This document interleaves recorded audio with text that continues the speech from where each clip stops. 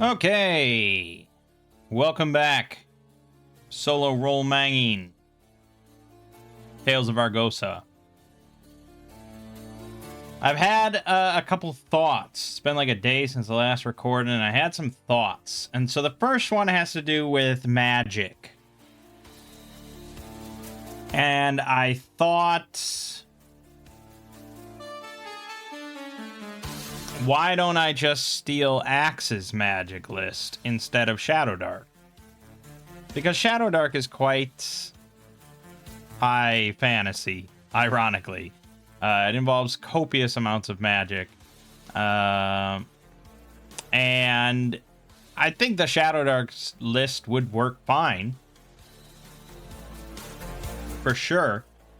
But it's, you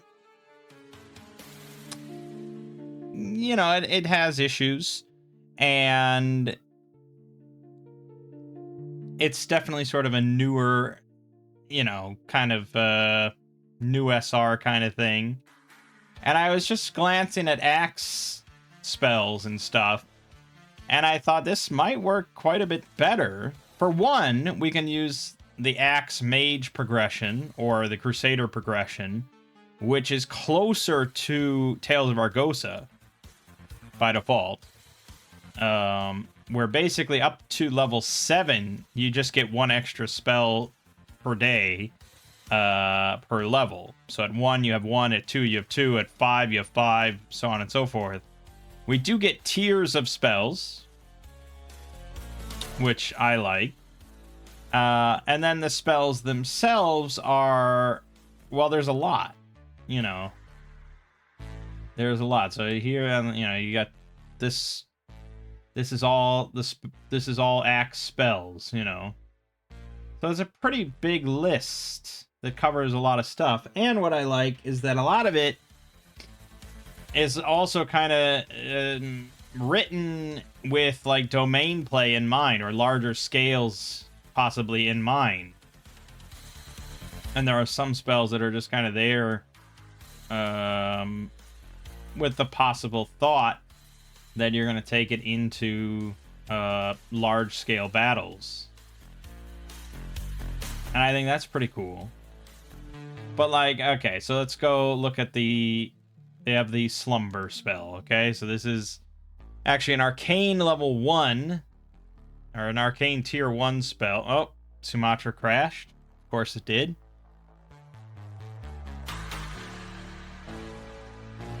Crashed quite hard.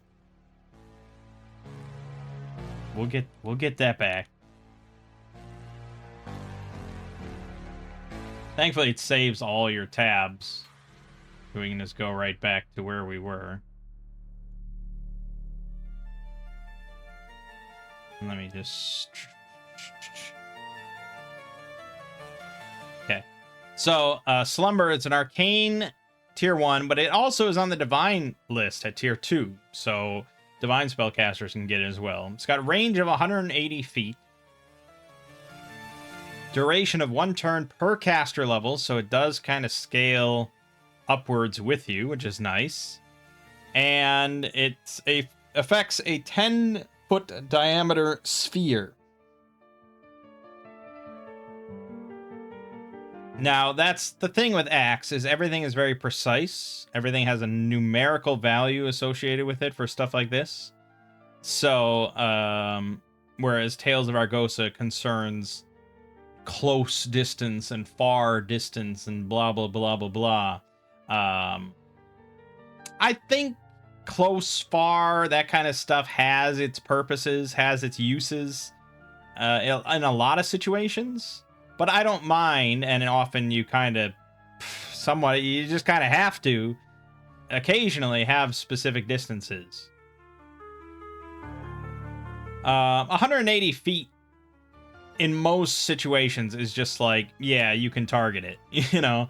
It's just more if you're outside, you're doing long range kind of things, mass battle sort of stuff possibly. Yeah, okay, maybe you can't reach 180 feet, but 180 feet is fucking far. In Tales of Argosa terms, that would be like very far. Yeah, very far. GMs call up to 240 feet. So, yeah, that's going to cover most anything you want. 10-foot diameter sphere. Well, 10-foot diameter is not really that big. Sphere is a little iffy.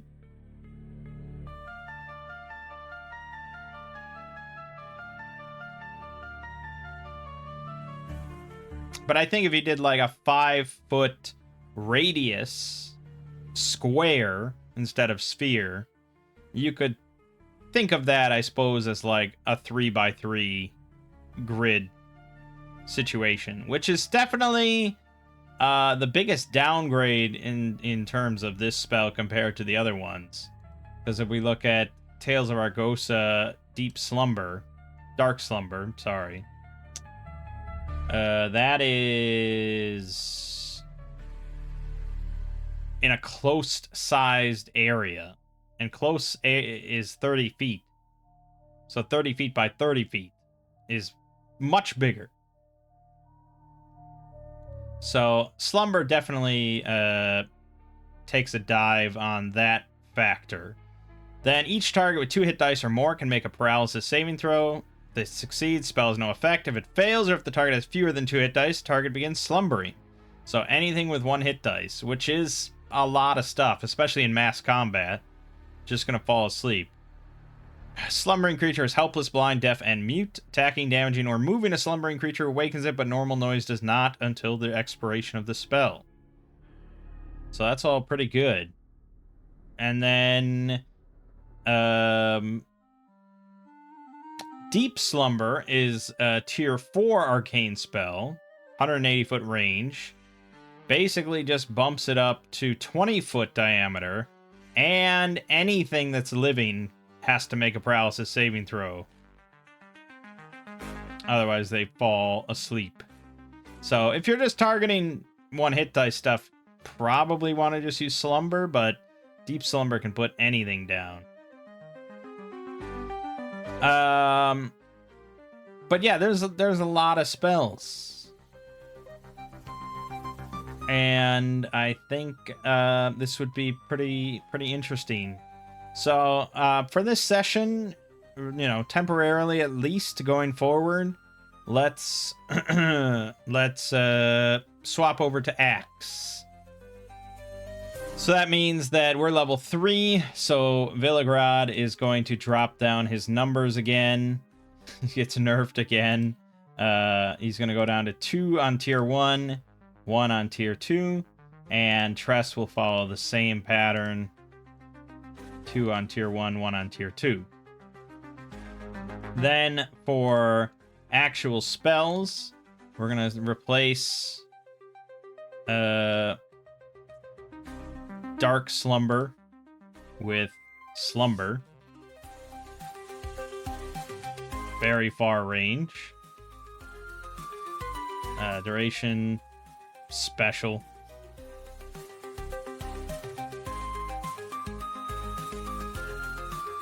And I'm just gonna try to find replacements.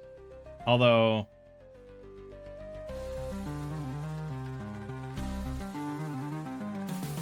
diameter sphere. 1 hit dice equals sleep. 2 hit dice. I don't know how to do a greater than or equal to. More, save or sleep.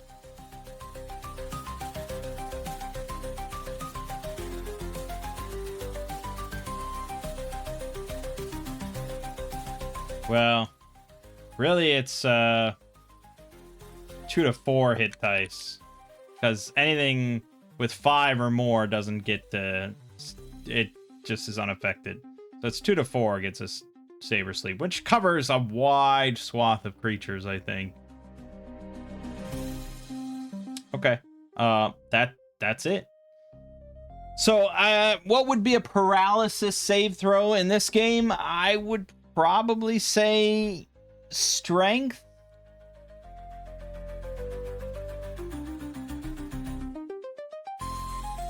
Or we could just keep it as a luck will save.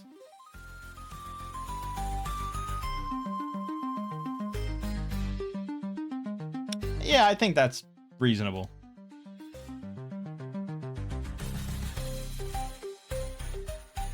Yeah. I'm just going to adjust this and we'll call it a luck will save. I think that's fair. Which means that in this game, most creatures, like hit dice 1 creatures, well, hit dice 1 creatures are just asleep. 2 hit dice, 3 hit dice, they start to get a higher will. So, yeah, okay. I think that's all fair. Alright, so that's Slumber. Then, well, actually the thought that I had was that really, if we use Axe Magic and everything, we're already mostly using Axe templates. I could just take the spells that they would give you for most of these templates. So, like, I think we picked we picked Elementalist for fire. No, we picked Earth. So I would get Earth Excrescence and Sling Stone, which is, funnily enough, the spells that I had when I played Axe that one time. So why wouldn't we? I know we've been using Passage, and I think Passage does have a lot of value. There's probably a spell here that is something similar. I don't know, but Earth's Excrescence, 90-foot range, causes an area of Earth 15 feet in diameter centered on a target point to burst like a swollen boil, casting forth chunks of stone, dirt, and hot mud. Each creature within the area of effect must make a blast saving throw. If the save fails, creature suffers 1d6 damage per caster level, 3d6 maximum, and is knocked down.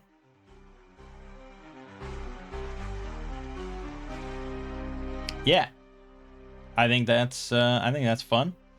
So I'm gonna add this Earth's Excrece. Now I know what you might be thinking. Maybe. I say that a lot, but really I never have any idea what you're thinking. Why don't I just use Tales of Argosa's spell list?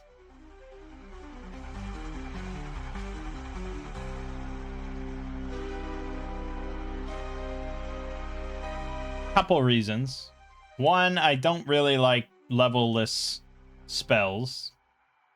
That doesn't really excite me because there's no sense of progression. Every spell is the same. You can pick any spell at level 1, so you're using the same spells, you know, at max level as you are at the first level, and that does not excite me as a Magic user. Now, I know a good number of them do, like... Well, really, no. I mean, like, Dark Slumber. No aspect of Dark Slumber increases depending on your level. At all. This is just the same effectiveness at level 1 as it is at level 9. And I think that probably goes for a lot of them. So, yeah, I either would prefer... If you're gonna do level-less spells, I like stuff that scales with you, and some of them do. Like Hellblast does 1d6 damage per caster level, so that scales, but a lot of these don't.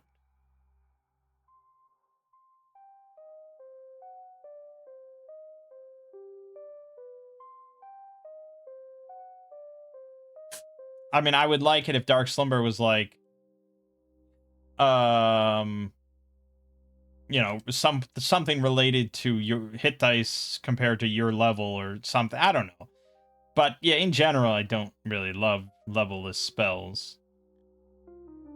And then secondly, there's not that many. There's 50. The whole spell list fits, you know, on one screen here without scrolling. Doesn't even take up the whole screen. Like 3/4 of the screen. That's not enough for me. I like a lot of spells. And yeah, I mean, Tales of Argosa has the rules for just making up your own spells, inventing your own spells. But I'd rather someone else did the work for me because these are all going to be relatively well balanced.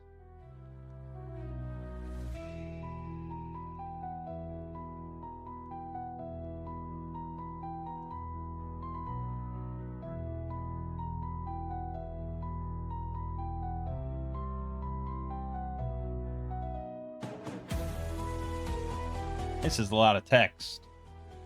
I'm just going to put 3d6 because we're already level 3, and that's what it caps out at.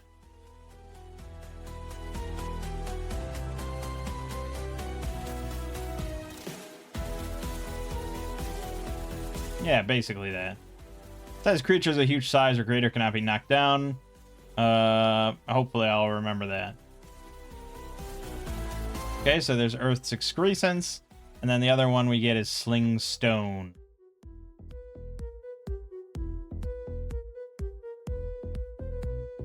Which is 180 foot range. Again, massive range. I like it.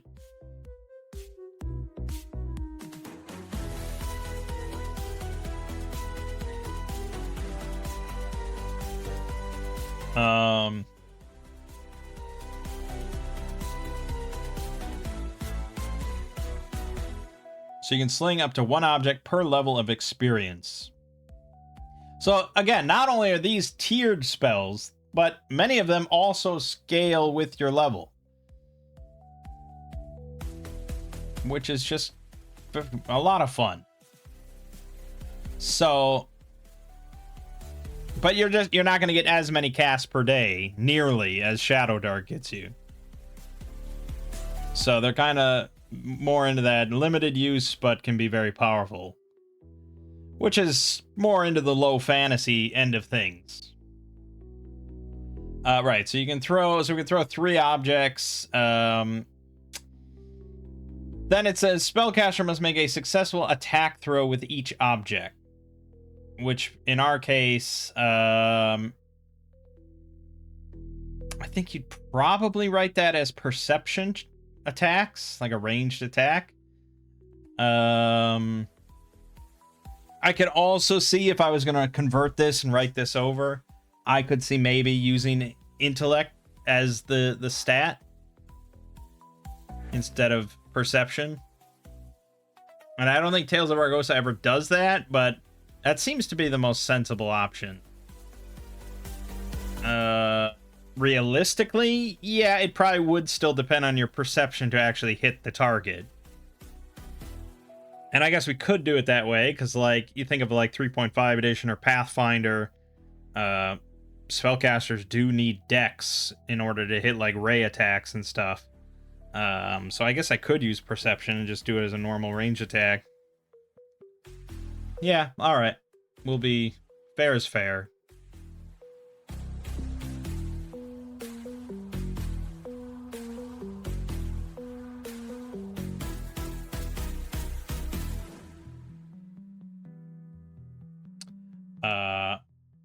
I'm just going to copy this whole thing over and we'll see.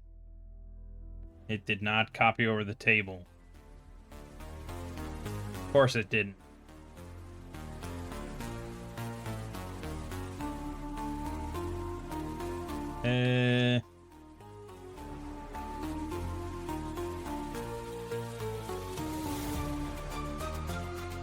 Good enough.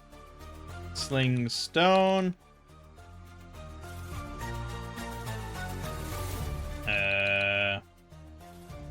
Projectiles equal level. Ranged attack for each. 1d4 damage. Is it amazing? Well, okay. So you have Earth's Excrescence, 15-foot diameter. If things are all bunched together, yeah, absolutely, that's the better option. But say we walk into a room and there's, like, you know, 8 goblins kind of situated around the room. Yeah, or it's a big room or something like that, you know? And we could walk in and sling stone and, you know, snipe them all, potentially. It has value, but yes, of course, obviously, most of the time we're going to be going for Earth's Excrescence or Slumber.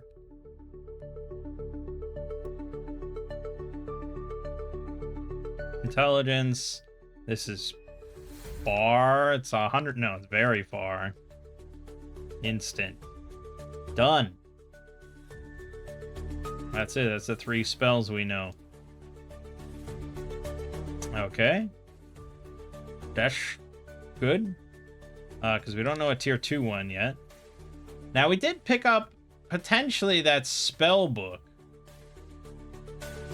That I was like, no, I'll just leave this here because none of these spells are really going to be used. But now, I kind of want to see. So there's a Friends spell. We're not going to have a spell called Friends, I imagine. So I'd have to read all these spells to, like, figure out what's the closest to Friends.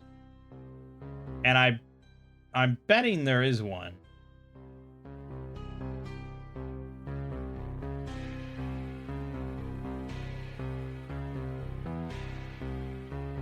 Oh, I guess there was a Conjure Elemental spell. Conjure Petty Elemental. That's a tier 2 spell here, though. Because it's a 4 hit dice elemental. It's beastly. Yeah, I mean, I'm sure there's a Friend spell in here somewhere if I really... I guess there's Beguile Humanoid, but I imagine that's like Charm Person. Yeah. What does the Friend spell actually do? In 5th edition, you have advantage on all charisma checks directed at one creature of your choice. Okay. And what about in 1st edition AD&D? Temporarily gain 2d4 points of charisma. Okay. Is there charisma in Axe? I'm blanking now. There's definitely charisma. Okay. I don't know why I'm bothering with this, but... No, there's no spell that modifies charisma, so it's not that. Maybe there isn't. Maybe there isn't one.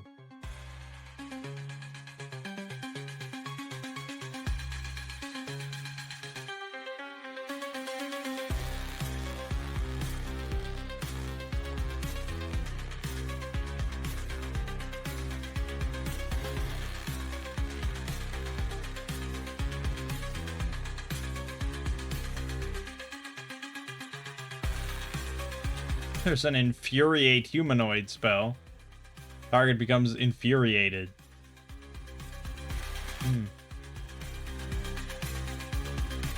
Will attack any creature can detect. Prioritize attacking whichever creature has most recently damaged it, but otherwise will attack the closest target.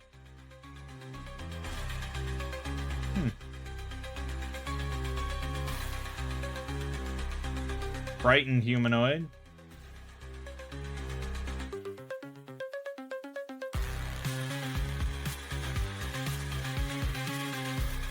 You know, just looking at all the enchantment spells, because I imagine that's what it would fall under.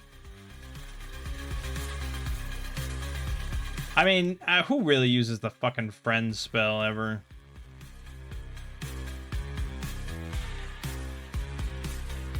Well, this would probably be the closest thing. Allure, even though it's a divine spell. Gives you the benefits of the Mystic Aura proficiency, which improves your reaction rolls. That's probably the closest thing. But, you know, it's a divine spell. So I don't know what you want to say about that. Read Magic. I don't know about that. Shield. Right. I mean, everything has a different name here for the most part. So is there a spell that's similar to Shield? Yeah, I would imagine. There's a bunch of wall spells and...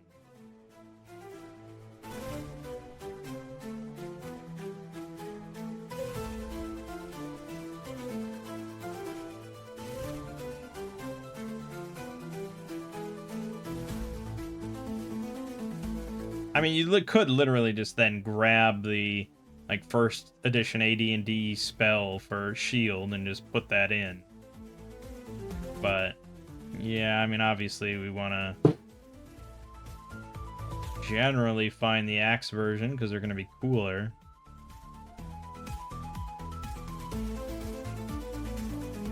energy protection. But that's not really shield. A lot of divine stuff.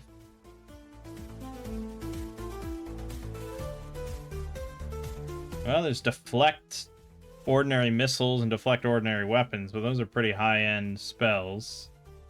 So, probably not.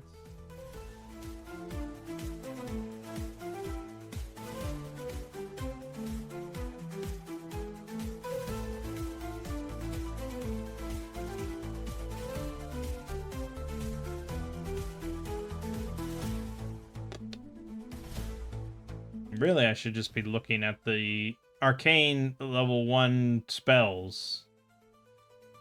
There's arcane armor, but that's probably more mage armor, I would imagine. Negates mage missile attacks directed at the caster. Guarantees the caster AC 7 against missile attacks, AC 5 against melee attacks. Stacks with modifiers to AC from Dex. It's pretty good. I mean, I would just swap out shield for that spell if I want to learn that. That's pretty good. Sleep is already in there, and then Unseen Servant. Yeah, I mean... And there's Conjure Cacodemon Spawn. That's sort of similar.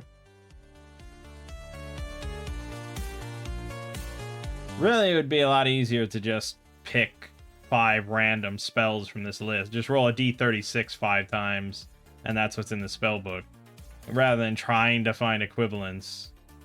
But I do want to see what Unliving Puppet does. Raise the bones or body of a single dead creature within range and line of sight as an undead skeleton or zombie. It's not really an Unseen Servant, is it?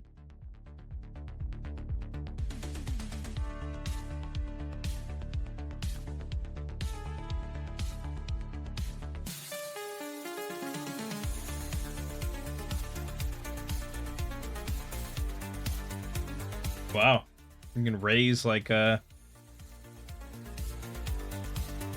8 hit dice skeleton or a corpse as a zombie. Huh.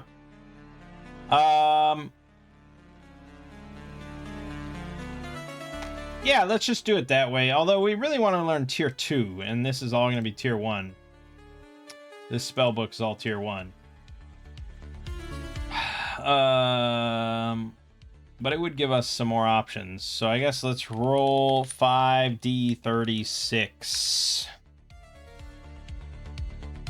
15, 34, 6, 9, 12.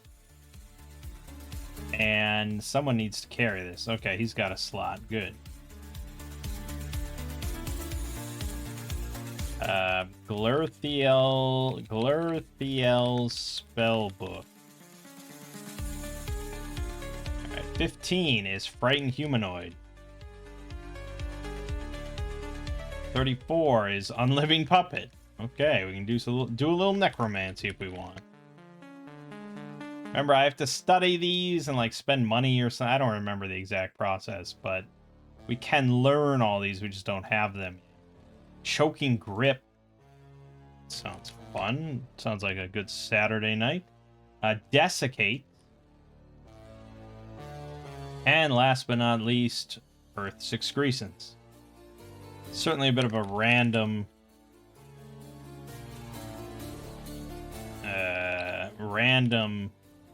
spellbook. But yes. Okay. Yeah, so then we also want to swap over the divine stuff.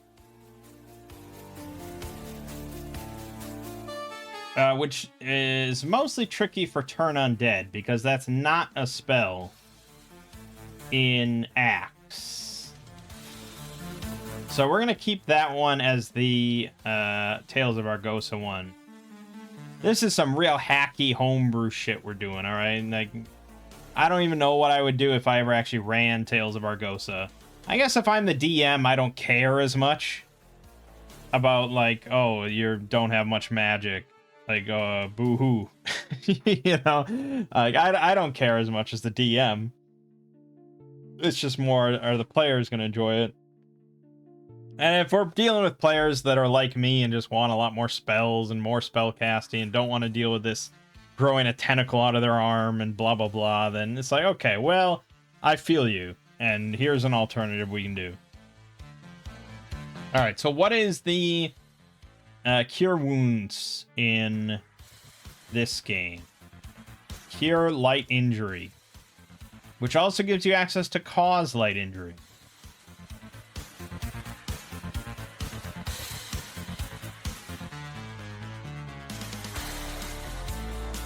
It's pretty, it doesn't scale.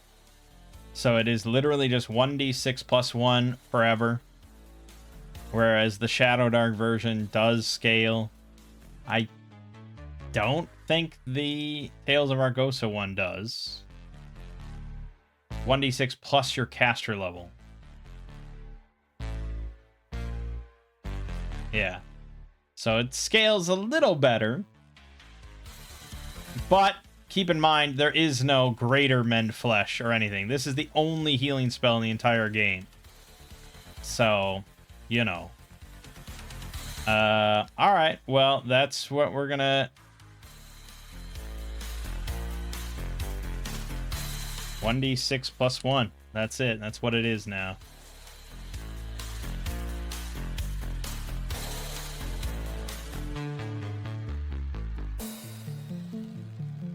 Yeah, we can just delete this, I suppose. That's it. Now, the thing is, I don't think you have to roll for these kind of spells. In fact, I don't think, I mean, you don't really have to roll.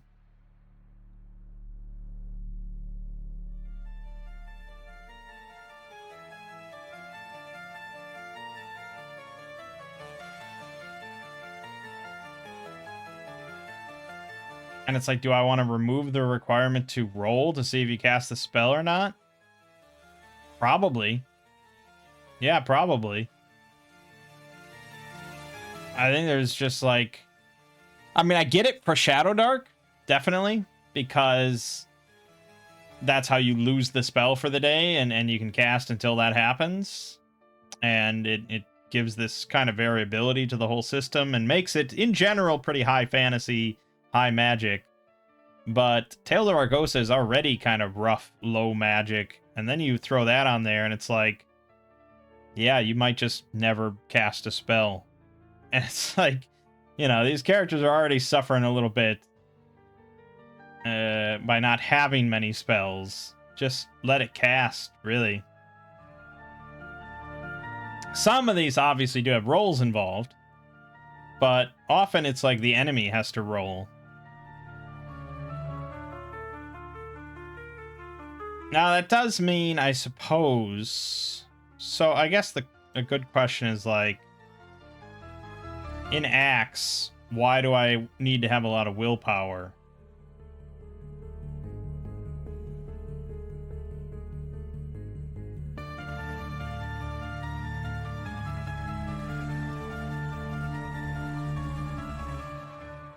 And the thing is, like... You don't? I mean, you do in order to qualify to be a Crusader. But I don't think really much scales off of it or anything like that.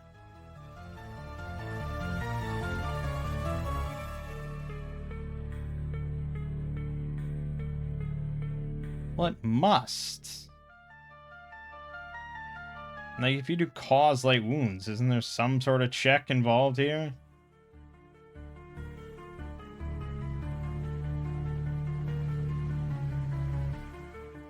A successful attack throw. Right, so... Yeah, I don't know. What does will impact here?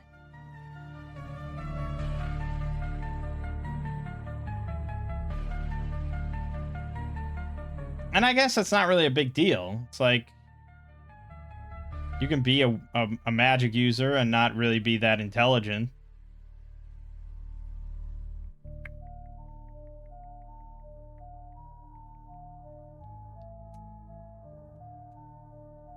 Yeah, I don't know. I mean, we kind of had to keep the roll when it's going to Shadow Dark because, although, yeah, no, we would have to convert a lot of Shadow Dark spells because that's usually based on rolling high, and then that's like the DC you set, whereas Tales of Argosa is based on rolling low and succeeding on your check. So we would have had to change a lot of spells anyways. That's why we use like the turning from Tales of Argosa, because it doesn't really work to use the Shadow Dark version. So, I guess, yeah, we're no matter what, we're changing stuff here. I mean, you could keep the check. It's not the end of the world if you do it that way. But the fact that Axe doesn't require a check, it's just kind of funny to think, like, what is the benefit? Well, for like a mage, you do get more spells in your repertoire to start out with based on your int bonus.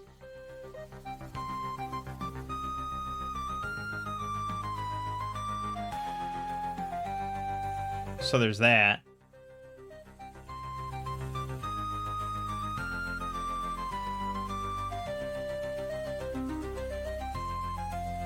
That's kind of about it. That's really about it. Just your bonus spells in your repertoire. That's not how many you can cast per day. It's just how many you know.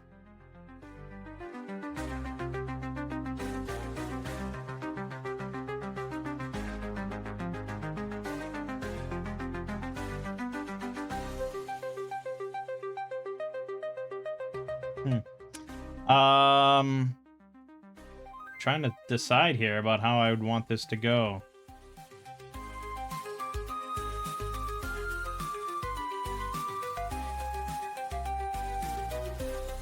It says a character must have an attribute of at least 9 in a class's key attribute in order to choose that class. So you can be a mage in Axe with a 9 intellect. And you wouldn't get any bonus spells, but, you know, that's not the end of the world. Like, you'd have to start with just, like, Earth's excrescence instead of that and Sling Stone. That's basically it. That's all your int really would care about, except for, you know, like, your bonus languages and, you know, whatever you use intellect for. Also, general proficiencies. So it's pretty much just stuff at the start of the game. And that's mostly it.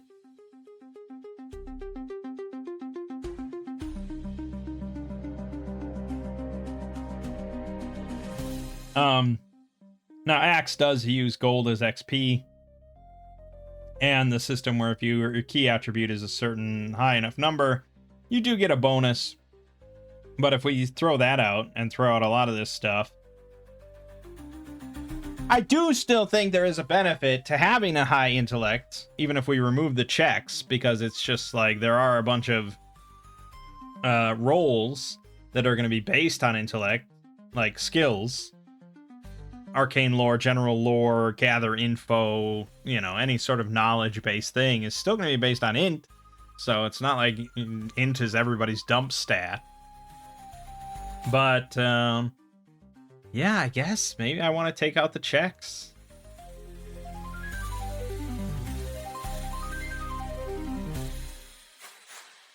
Oh, yeah, we'll give it a try. Yeah, we'll give it a try. Alright, so we've nerfed Cure Wounds. Then we have Sanctuary, which protects you from being, like, noticed.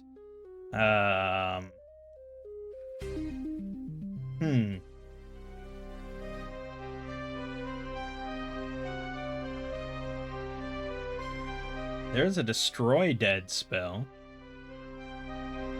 Holy Circle, maybe? Pass without trace. Hold on. Hold on. We have a lot to get to in this video, by the way, and I'm wasting a lot of time on spells. But they're very important to me. No, this is... You can conceal your tracks in the wilderness. That's shit ass. No one cares about that.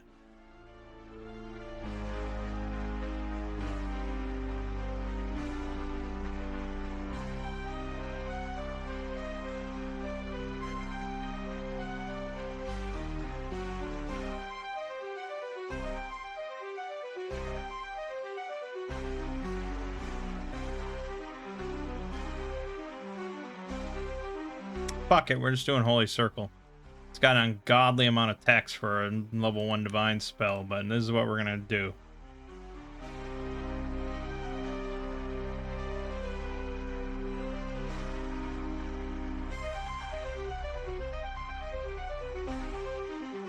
"10-foot radius, Holy Circle."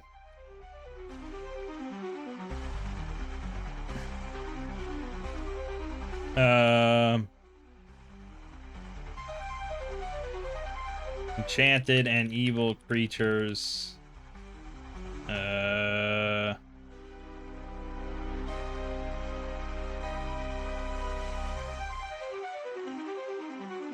Cannot enter. I mean, that's the basic gist of it, but it is important to note that it will expire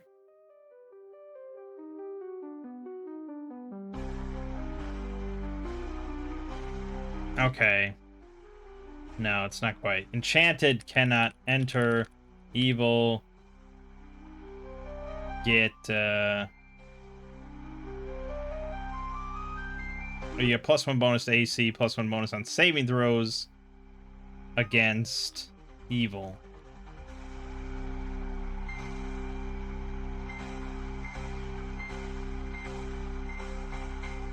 Guess luck rolls. There you go. And this lasts for... Oh, it's a concentration spell. So it's special. Range. Touch. Sort of. I mean, just put special. We get it. Alright, so there you go. So stationary concentration... You can't really do much when you're doing that, you know? And I saw rules somewhere for what that means.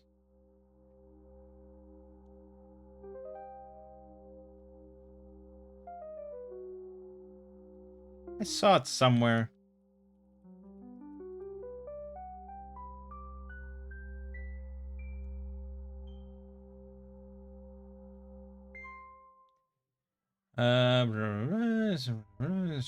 You have to say you have standstill.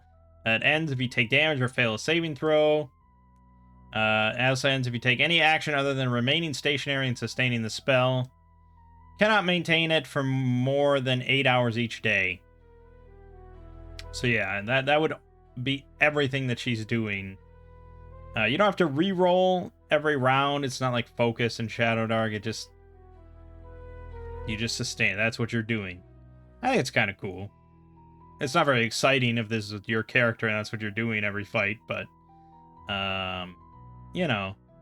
Also, you know, against evil, Tress really wouldn't do it. She's much better just stabbing things with a spear. But against enchanted creatures, if we're encountering those, yeah, I could see maybe some sort of benefit.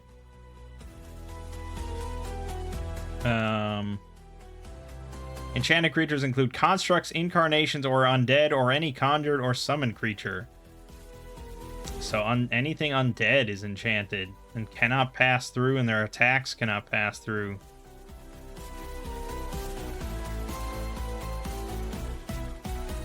But if anyone inside the circle makes an attack, casts a spell, or tries to force a barrier against a block creature, it ends. So, yeah, it has limited use, so we'll admit that. But so did Sanctuary.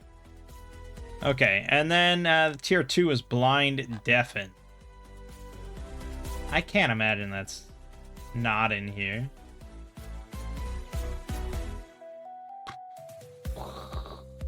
Otherwise, I'll just roll a random one, and that's what we'll take.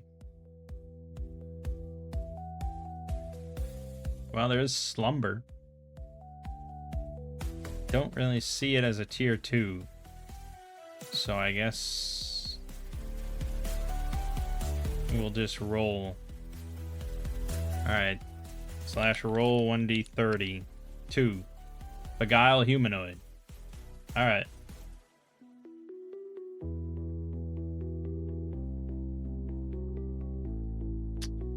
So anything living humanoid with less than 5 hit dice. Spell saving throw. If it or its allies are being threatened or attacked by the caster or his allies when the spell is cast, gets a +5 bonus on the throw.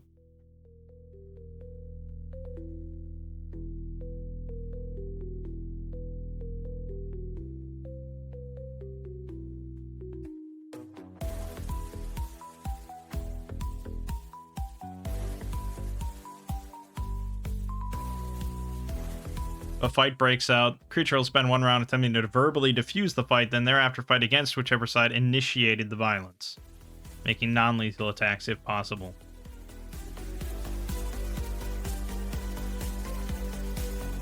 Spell lasts until dispelled or until 1 day elapses. And then the affected humanoid will be hostile to the caster if it was forced to risk its life without fair reward or otherwise harmed or maltreated. A bewitched humanoid that was treated kindly or respectfully might remain neutral or friendly. Wow. You know, you cast a magic spell to take over my mind and bewitch me, but, you know, you don't seem like that bad of a guy.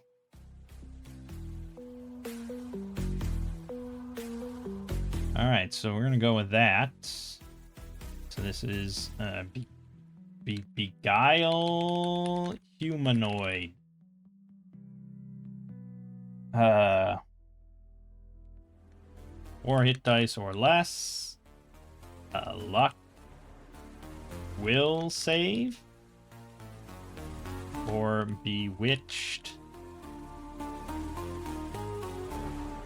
Plus, no. Advantage if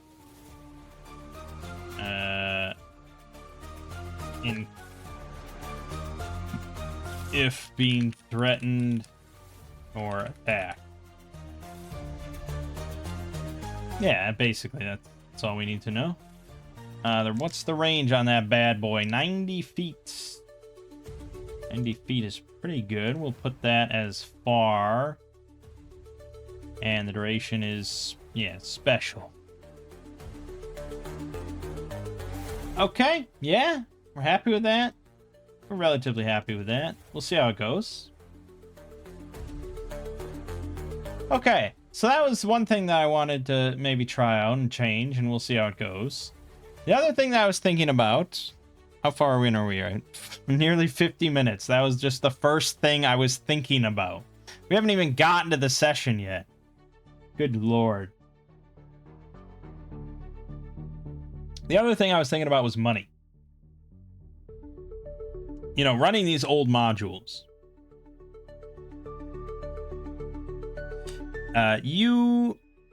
They contain massive amounts of gold. Simply because it required massive amounts of gold to level up in these old systems. Right? To get from level 1 to 2 as a fighter required you to get 2,000 gold. Personally. So if you have 4 fighters, that's 8,000 gold just to get 1 level. And it goes up from there, you know? So really just massive amounts of gold in there because gold is XP. It just doesn't really make sense when you consider the economy and everything and the way it is. And, you know, we were in this dark shelf quarry, this slaver operation, and it seemed like they had just stupid amounts of money on them. And, you know, now we're going back to town and we have 4,000 gold in coins, and let alone how much we have in like loot and stuff that we're going to be selling. I mean, it's not a I mean, our loot's probably not that ridiculous, but I did leave a bunch of stuff behind because I was just like, oh boy, this is just a ridiculous amount of money. So we're going off axe numbers for most things here for costs and stuff. So, you know, say we wanted to go back now and look into getting like masterwork equipment. So a masterwork weapon for the whole party. Say I want 4 masterwork weapons, even though I only need 3. Technically, Villagrad got masterwork sword. So say I want 3 masterwork weapons, longbow and 2 spears. That would cost me total less than 2,000 gold. So less than half my liquid cash just to get masterwork weapons for all my characters. And remember, most games, including Axe, I'm pretty certain, you can't buy magic items. So this is the best weapon you can possibly buy. And we would already have it for like our whole party. Then masterwork armor. If we want +1 AC on all our main armor pieces, that would again be, well, for 4 of us. Let's see, that would be 2,600 gold. Give or take, and you have to pay for the gold, the armor itself, I guess. So yeah, we could probably afford, almost certainly can afford, to have entire team outfitted with masterwork weapons and armor. And then that's basically it for equipment that we can ever buy to upgrade. It's done. Now, we could get masterwork shield for Danton. There's that. But still. And you think about, like, we were going to go into next A1 and think about how much gold we would find in this whole place. Just probably fairly stupid amount. I mean, here there's a gem worth 1,000 gold. You know, that's going to be all over the place. 3 of these cases contain 100 platinum pieces each. So that's 500. So that's 1,500 gold sitting there right there.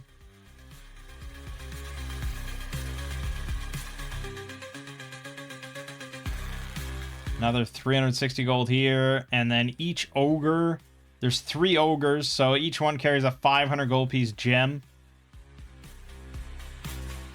You know?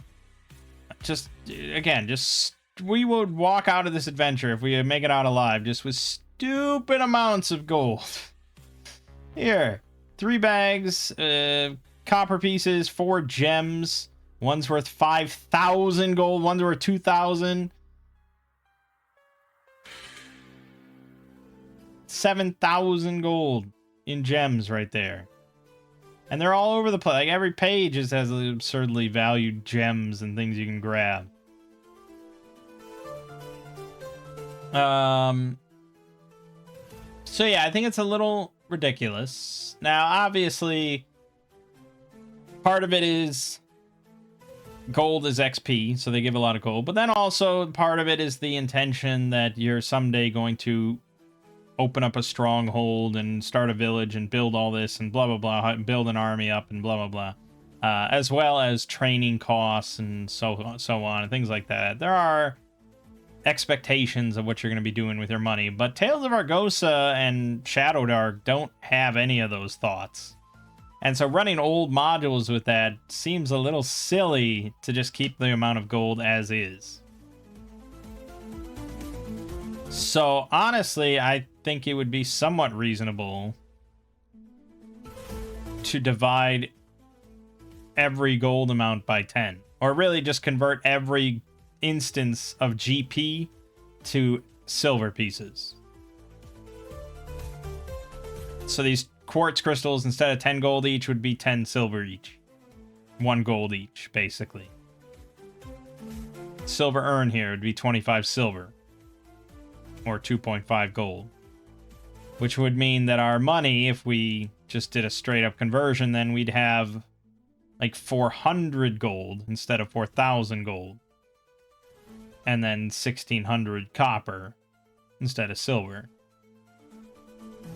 Now, 400 gold would mean that we walked out of that whole place, we did the entire adventure, and we can't afford one piece of masterwork armor.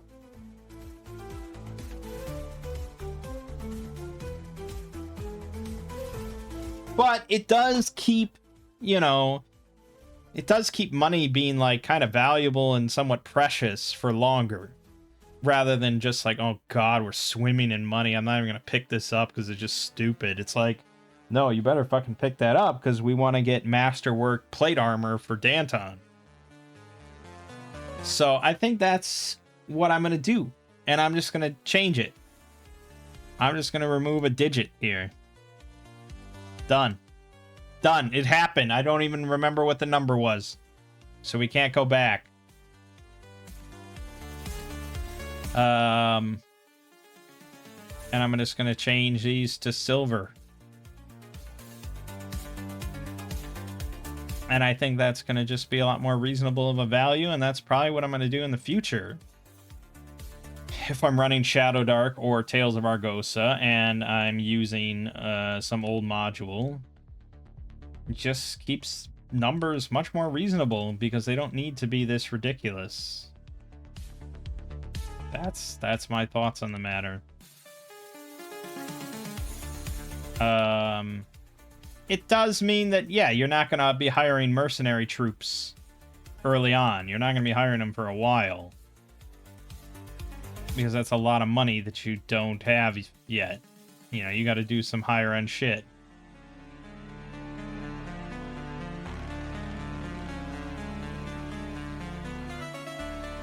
And I don't know if I would always reduce it in this way.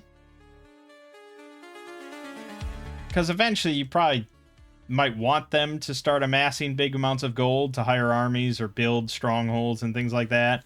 And if we're going to use axe numbers for that stuff, yeah, I mean, you know, it gets pretty expensive.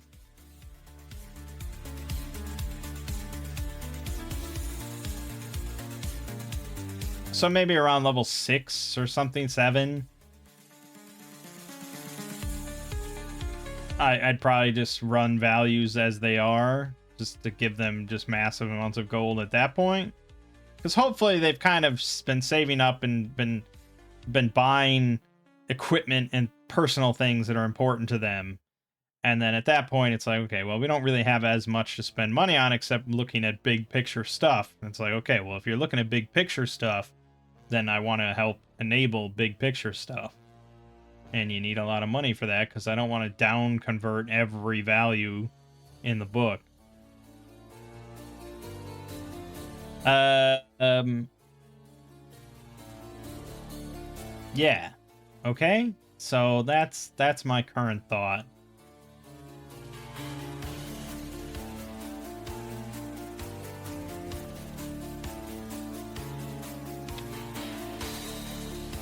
But I mean, it's like, yeah, that's still a lot of money we have. Like, we could buy horses for the whole team. We could buy riding horses for the entire team, including Isla. You know, we can live quite comfortably for a good amount of time off of one major adventure. And yeah, it doesn't really let you buy, like, a barracks or anything. It's not that much money.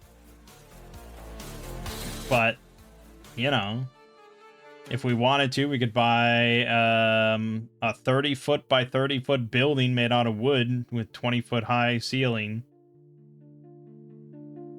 Or, you know, a 20-foot high roof. Could be 2 stories, I guess. I don't know. It says unit capacity 1, which is a lot.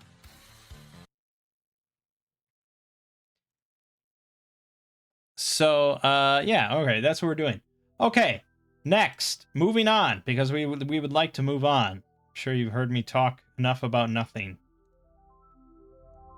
We've settled our next location of adventure at Highport there, but we have a couple months to kill before that's going to kick in. And we want to, we want to do some downtime stuff, do some shopping, do some selling, do some magic study, things of that nature. So we are going to... I'm just going to manually plop a town down. Not a city, mind you, just a town. And I'm going to put it right there. And we'll come up with a name for this town. The name shall be... Oh, I don't know.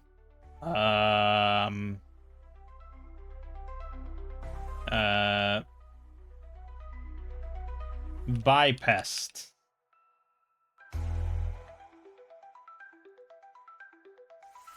And we'll set the population of this town at 12,000. You know, it's kind of is the major town of this whole general region of coastline and area. This is the major port. They do a lot of shipments down to the big city here and the big city up here. Or that's, I guess, another town. Yeah, mostly down to the major city there. So, you know. And I'm sure there's another couple big towns along the way here. Because that's quite a few miles. But yeah, this is for this region. This is where people bring all their goods. This is where Dark Shelf sells their stone and things like that. Actually, I'm gonna cut that off there. Okay, so I guess I could populate this whole hex if we want to do that process right now. It's kind of time consuming, and I don't know if it really matters because mostly we're just interested in getting to the next adventure after this. So I guess we'll skip it. And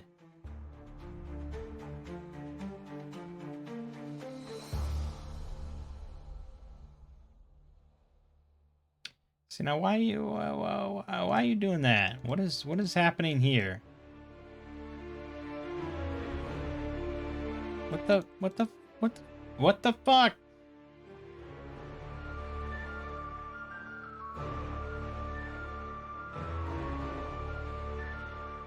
And then it just doesn't undo it. Oh, now it undid it. Why just make a road? And then we call it a day, and that's it. Boom. Done. Don't touch it anymore. Okay. I mean, that is not a fucking desire path, I'll tell you that. There would be another road, like, here, and there'd be another road, like, as the crow fly here. But maybe there's terrain in here where that, you know, I can't, it's a hex map. I can't really dot in trees too well. But something like that. Okay, that's why the road is where it is. Whoops. Well, it's done. So we're traveling from Dark Shelf now, all the way up to Bypest. So this is going to be a good few days. I suppose we'd stop in at the Lord's Keep here, because I'm sure plenty of people stay there. So there's probably an inn set up outside of it. So we'll spend a night there. I'm going to spend a gold off my money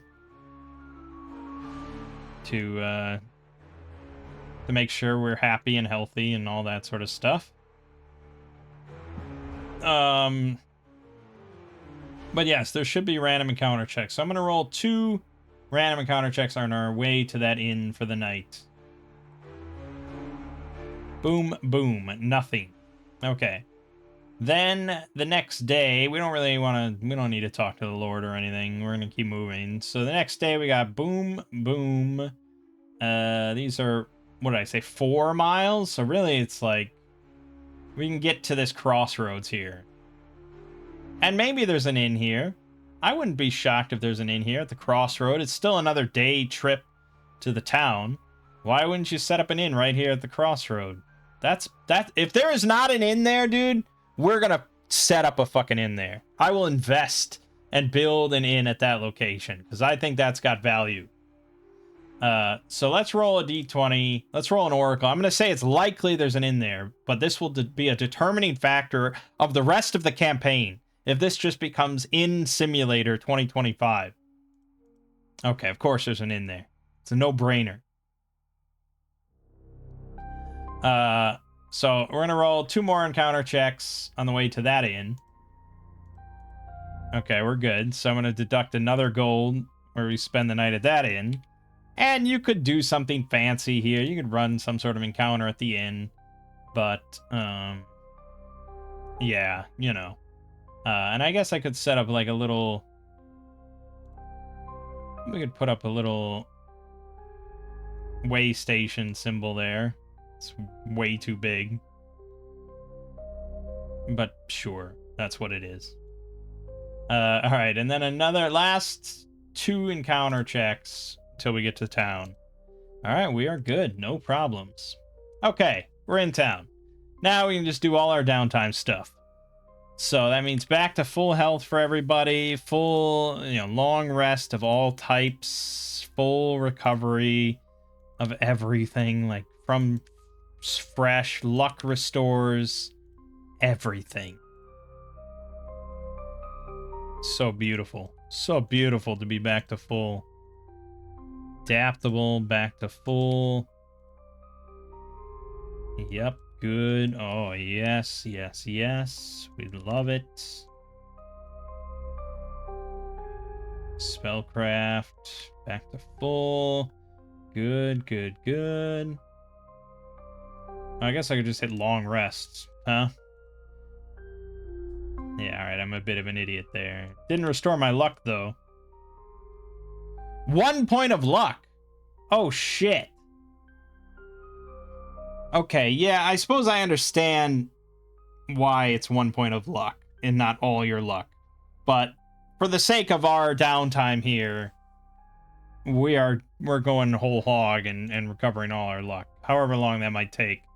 That was, she just recovered like 7. So even if we take a full week, 7 weeks, yeah, we were doing like 2 months. So I think we're fine doing full luck. And it doesn't have to be 7 days for a long rest. It could be shorter. So I think if you're doing downtime between adventures like this, just do a full fucking recovery.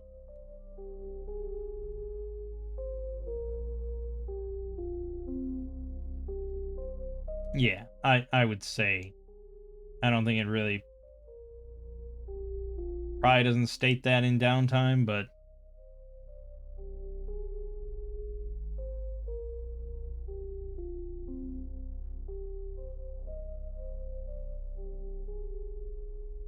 And they do give costs for constructing various buildings.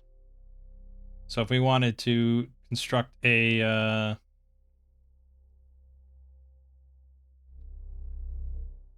small tavern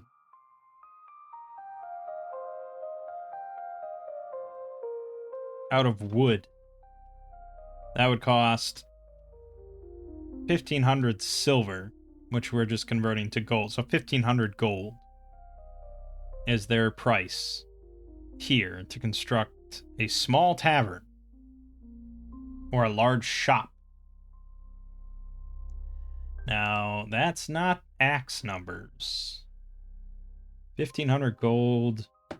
Well, I mean, it would get you the 30 foot by 30 foot by 20 foot high wood buildings. So I suppose...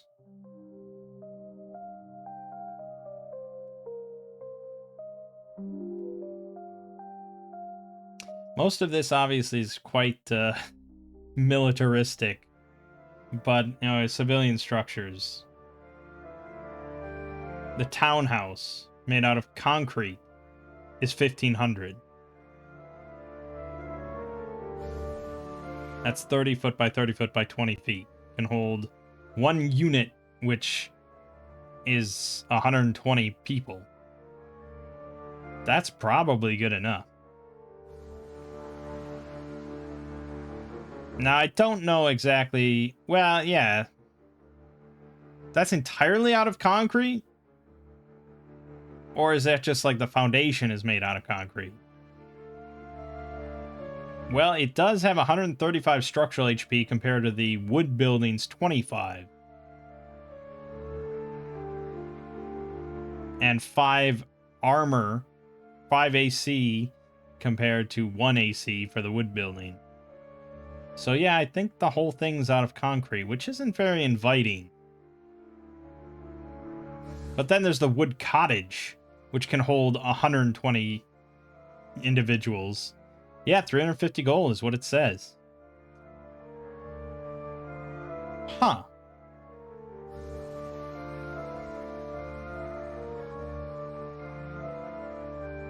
Huh. Do we really think it would cost 350 gold to build like a small tavern like that? 30 feet by 30 feet. It's not that big. I'm surprised it says unit capacity of 1. I think we're getting distracted again. Keep doing this.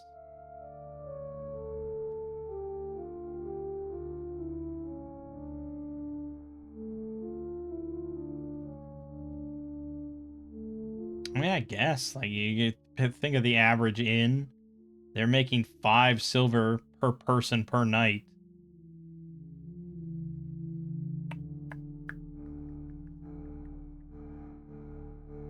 Yeah, I don't, and this is just to construct the building. This is not like taxes or anything. Anyways, all right, let's move on. Right. So we're fully recovered. We got that covered. Moving on to selling. So remember, 10% reduction.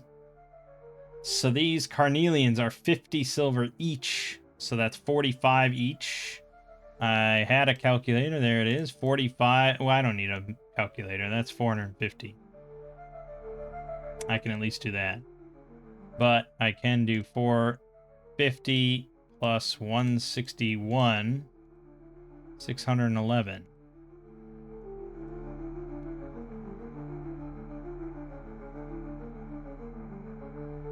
Then the silver urn is going to be 22.5. 5 copper. I hate copper. It's like pennies. Just despise it. And then the jade figurines. Now those I'd probably say just do 10 gold each, rather than convert everything to silver. Because you don't really want to muck about with silver too much. So yeah, 10 gold each, minus 10%, 9 gold each, 27. I'm sure I could do this math, but I am not. 4 and 34. Okay, moving along. We got the silver and bloodstone ring. So that's 75. 10% of that is 7.5. Which is 67.5. 705. Well, then really we have 1. Okay, done. That's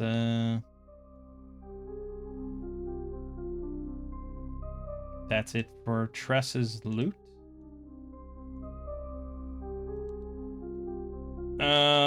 Quartz crystals. I can't really do 1 gold, and then, so, I mean, it's, yeah, it is what it is. It's 9 silver each. 9 times 23. 207. Converting that to gold, though, that's 20 gold and 7 silver. So we will do that. Done. Silver urn. Same thing, 22.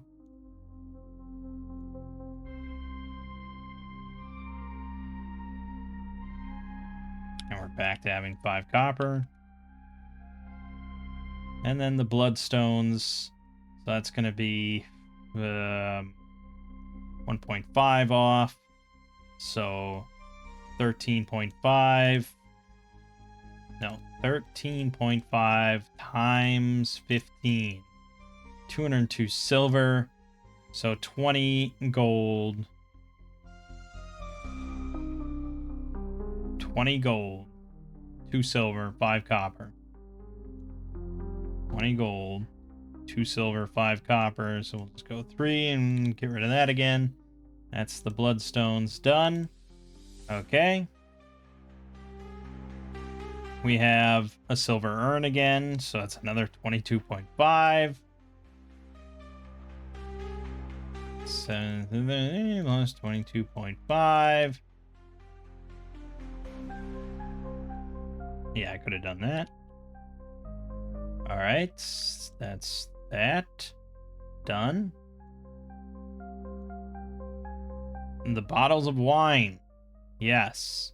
Worth 10 gold each. So that's 36 gold total.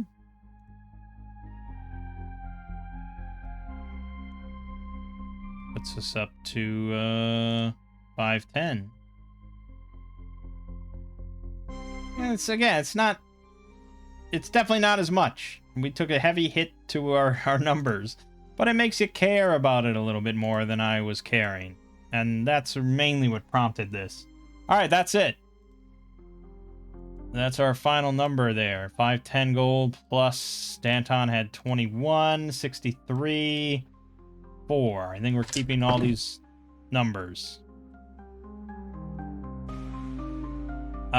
Good. Now, purchases. Well, let's look into what it costs to... What does it take an axe if I want to research a spell?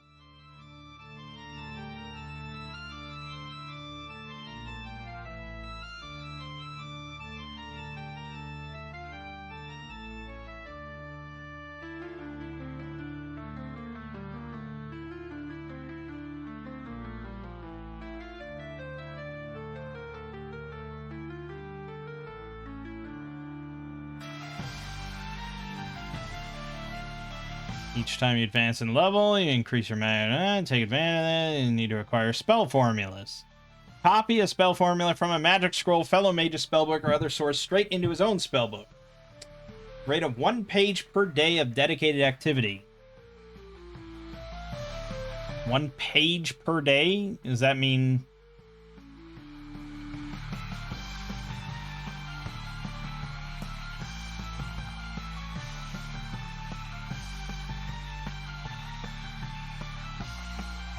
Well, that sounds like I can just add all these spells to my repertoire.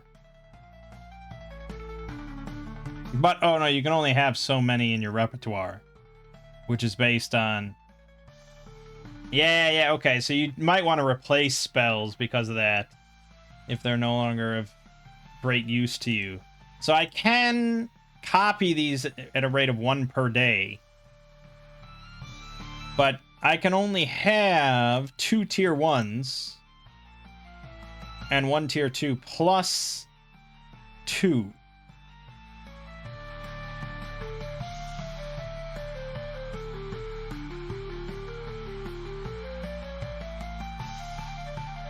And we are already using 3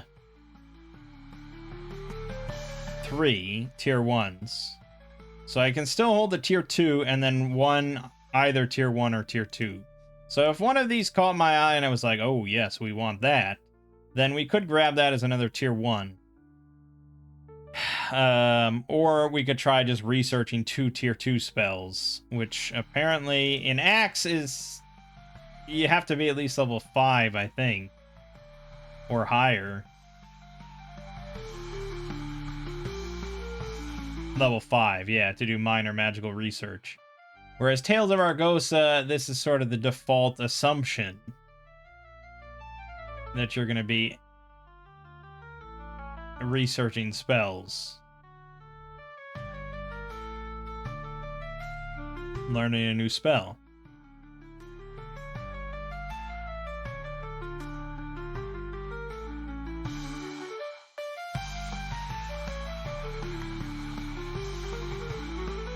And yeah, if you're picking a spell from the magic section, a pre-written spell there, that is a minor research.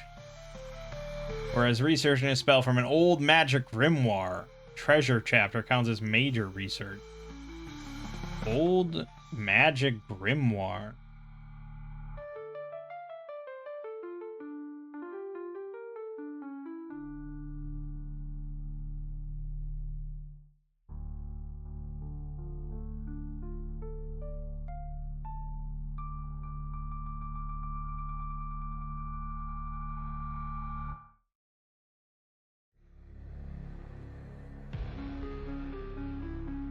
Oh, okay. So these are like the uber spells that you can potentially learn very rarely within these grimoires that you could find.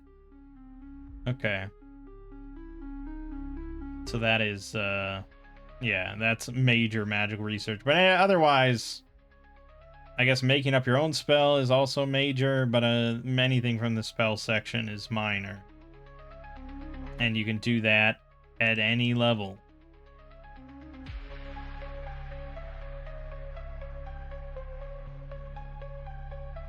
Just takes 2d6 days of study and costs 20 gold per day. And then you have to succeed on an int arcane lore check. Unless you're learning it from a newly acquired scroll or spell book, such as that we have, and then in that case it's automatic and free. So in either cases, yeah, I mean it's basically free. The axe still takes time, of course, because it's realistic. But yes. Okay. That's fine and good.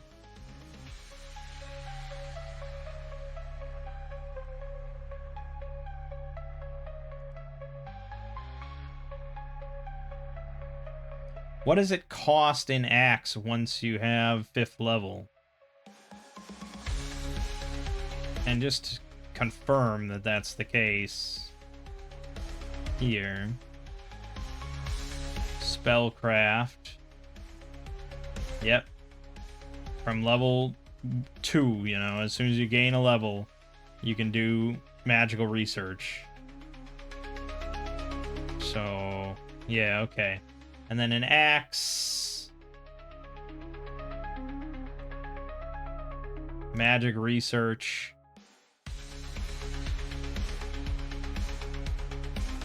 Much more involved.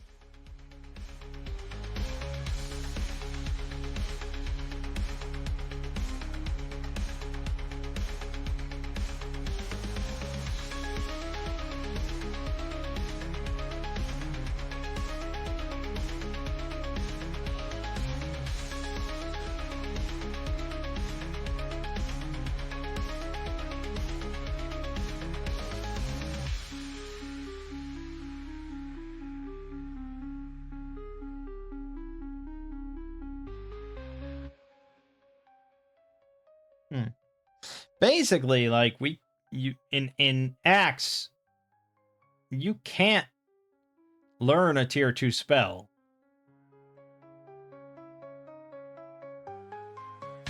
Unless you find it as a scroll or a spell book. Until you hit level 5. And then it's this whole process. And that's really just for, like, creating new spells.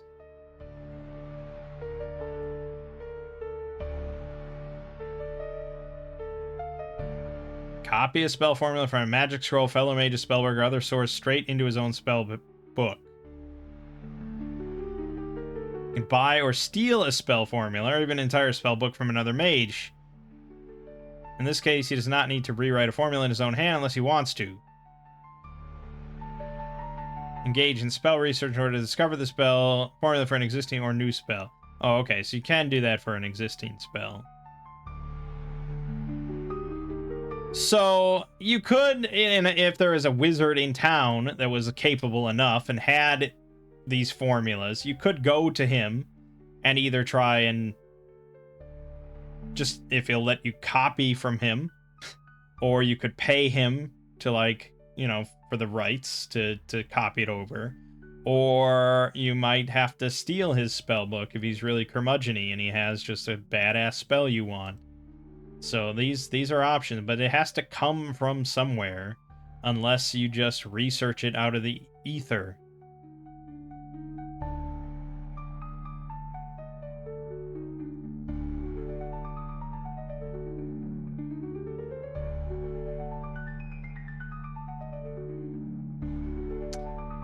Okay, so, yes. Normally, you have to do a magic research throw for creating a new spell, but for an existing one, They call it a common spell and say that it's up to you as a DM to decide what are common spells, which could just be, every spell ever published by the developer, or just the spells in this book, or just a list that you create yourself. So you don't have to make a roll if you're just doing from the common list that the DM approves of. And then it's 1,000 gold per spell level plus 1,000 gold per spell level. And you must have access to a library. Most Wizards Guilds often will provide their mages access to such a library.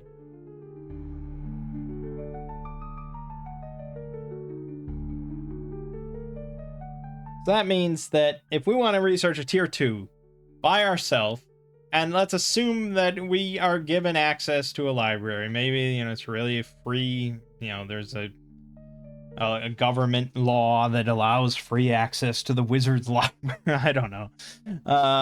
Or we make friends with the guy, who knows. Then it would cost me 4,000 gold to do so. But keep in mind, you can't do this until you're at least level 5. So it's a moot point here, the cost. Whereas Tales of Argosa, it intends for you to do it from like level 2, so the cost is way lower. So yeah, I think the intention for the axe system is that you are to probably find some wizard, or you have a mage guild or something, wizard's guild. Wonder how often they mention wizard guild in this book. Mages start as a member of a wizard's guild or similar order, judge's discretion.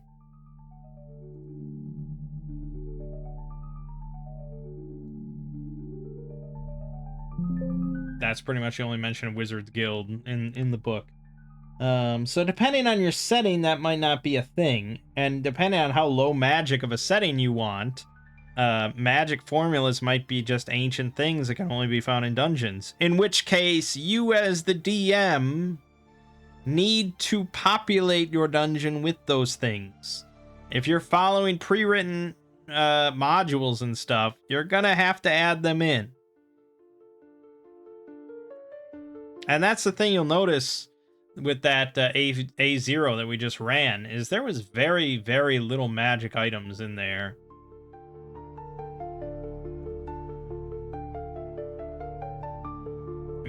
Basically the only things we found of any value were just treasure items. Except for that longsword +1 that we managed to get off of the leader. And that's probably as intended. But I don't know. I like just, again, more like fun, minor magic items kind of sprinkled around that aren't just treasure, but might have some sort of use, or like one-time use sort of things. So, yeah, if I'm going to DM for a group, I'm probably going to try to change some of the loot around and populate it with some more interesting things. But if you're going to do it with this kind of spell system, not a bad idea to put scrolls or spell books in there. And we did get a spell book. I could put a tier 2 spell in there. Alright, fuck it. Let's change Earth's Excrescence, because we already have it. And we're going to change that over to roll one random 2nd level arcane spell that I could learn. Sumatra crashed again. What the fuck? What is crashing it? That's really annoying.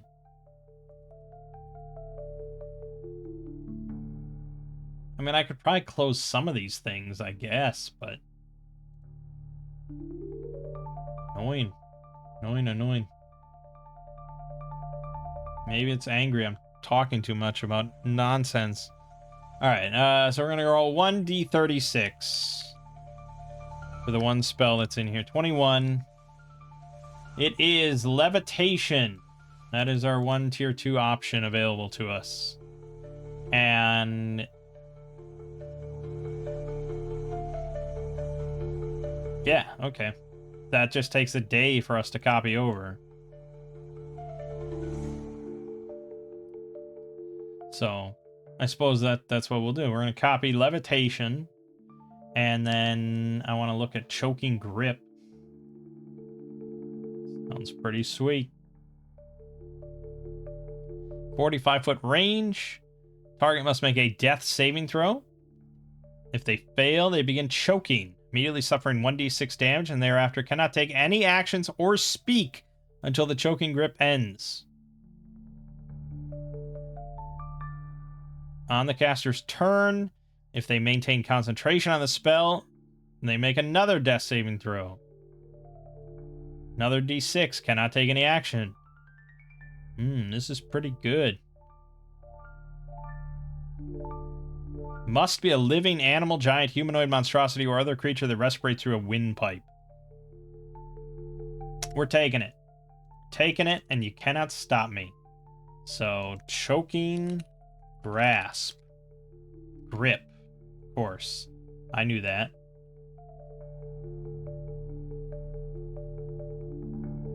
I mean, very single target, just denial. You know, denial and damage. So a death saving throw, I think we want to make this a luck. Strength? Con? Con. We're going to go with con. Luck con save.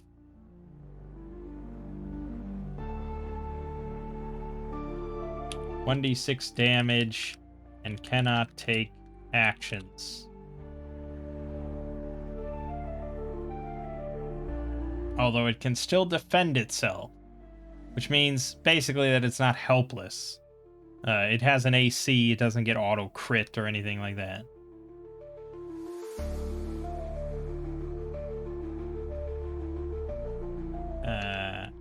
Concentration equal new death save. New luck check. There we go. All right, intelligence.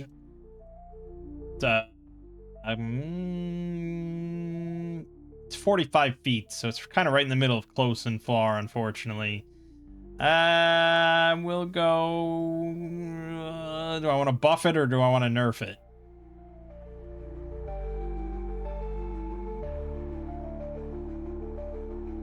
We'll go far.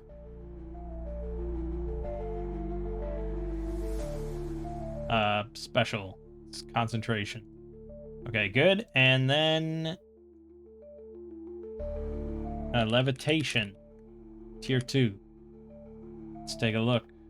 Is it going to be worth it? Is it going to be good? Is it going to be something we care about?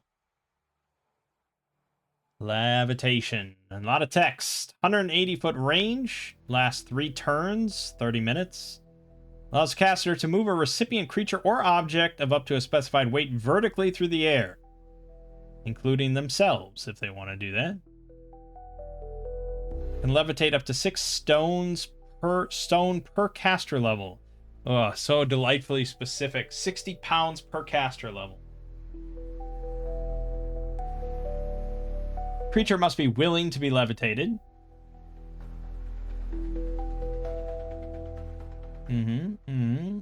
Object must be unattended or possessed by a willing creature. In order to move, caster must concentrate. Can move the recipient up to 20 feet up or down each round. Caster does not need to maintain concentration to sustain the spell. Okay, that's pretty good. Cannot move the recipient horizontally. However, if the recipient is a creature, it can still move by clambering along the face of a cliff or pushing against the ceiling to move laterally, doing so at half its ordinary speed. If you attack while levitated, penalized due to the instability, become increasingly unstable as you continue to attack.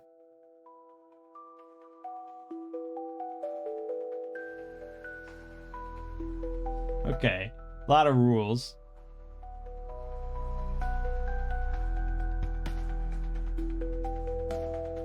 Can cast spells, use items or special abilities, do not require an attack throw without any penalty.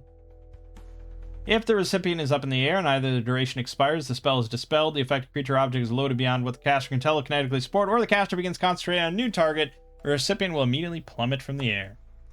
Alright, a lot of details there, very specific as always with Axe, but I think the general idea is kind of what you'd expect from levitation.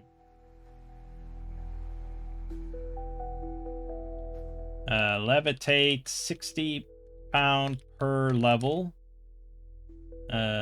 Concentration to move 20 feet. 20 feet. Up or down. Lasts 3 turns. Again, 30 minutes. That's kind of the main things that are important. There is the attack penalty. I could see forgetting that.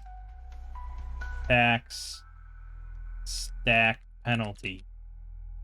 We'll put it in there. It's a lot of text, but we'll put it in there. Range is 180 feet, so very far. Special. Done. Okay, for the rest of these, I do want to put in a tier 1 just to remind myself of what's what.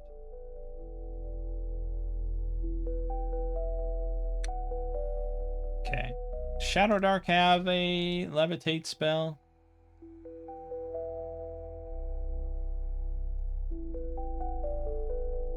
Tier 2, Wizard. Focus. Float. You can float a near distance vertically per round on your turn. You can also push against solid objects to move horizontally. Okay, so that's a focus spell on yourself, and that means you have to re-roll every round that you're casting it until you fail or stop the spell. Which, yeah, you know. It's a little hazier. It's a little more nebulous as to how long it'll actually last you. And it's only on yourself. I'll stick with the axe versions, actually. Alright, so he's gonna spend a couple days copying those over from Glerthiel's book. We probably can ditch the spell book after that. Probably. But I don't know, I guess we'll hold on to it. What else are we doing in downtime other than resting? You know, I'm throwing out carousing. I don't really like the concept. I don't really get it. It just seems like a solution to... It seems like a made-up solution to just the problem of having too much money. So I just don't like it.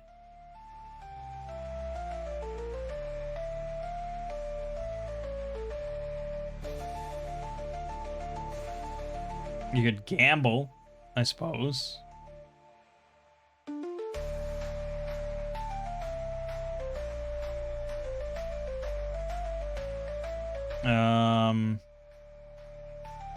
You can spend 1 week gambling, wagering up to 100 gold. See, now Axe would never do that shit. Axe would have a specific gambling limit based on the size of the market you're in or something like that. I wouldn't be shocked if it's in here somewhere. I don't know where. But it would be in here somewhere.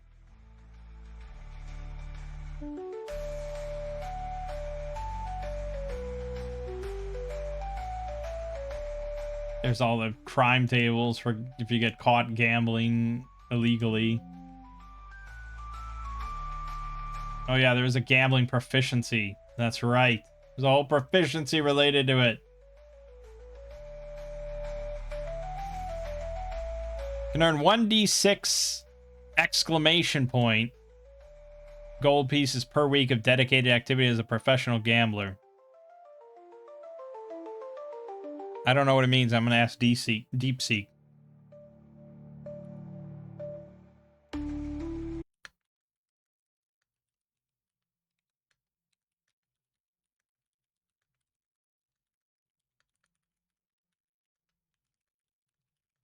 What does that mean? What does it mean, DeepSeek? Tell me. Yes, I'm still watching. Oh, that's exploding. That's the symbol for exploding here?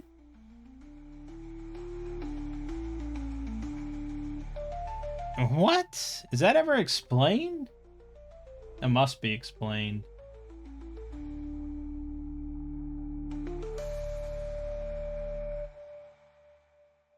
Yeah. Oh my god. DeepSeek knew and I didn't. Holy shit. Okay. Wow. So yeah, you can do D6 exploding gold pieces every week as a dedicated activity.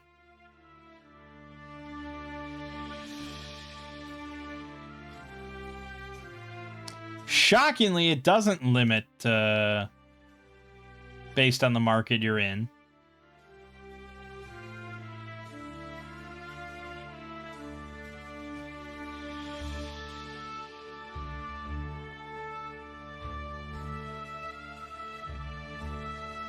It's not really that much.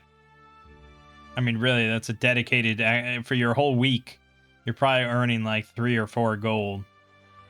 Which is not that much money.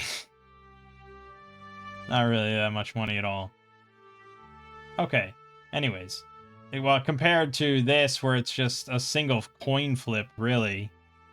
Where you can earn 100 gold in one go. Or up to 100 gold.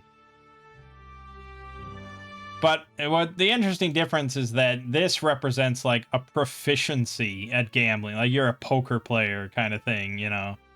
There's no like risk of loss here. You are guaranteed to make money every week that you spend gambling because you are skilled at it. This is more just like you're just a random guy throwing it all on roulette, you know. And that's it. I definitely like the axe system, but it does require gambling as a proficiency and to have the whole proficiency system. Whereas Tales of Argosa, maybe you could take a unique feature if you really wanted, related to gambling. I don't know what it would be. Maybe you'd have advantage on the luck save.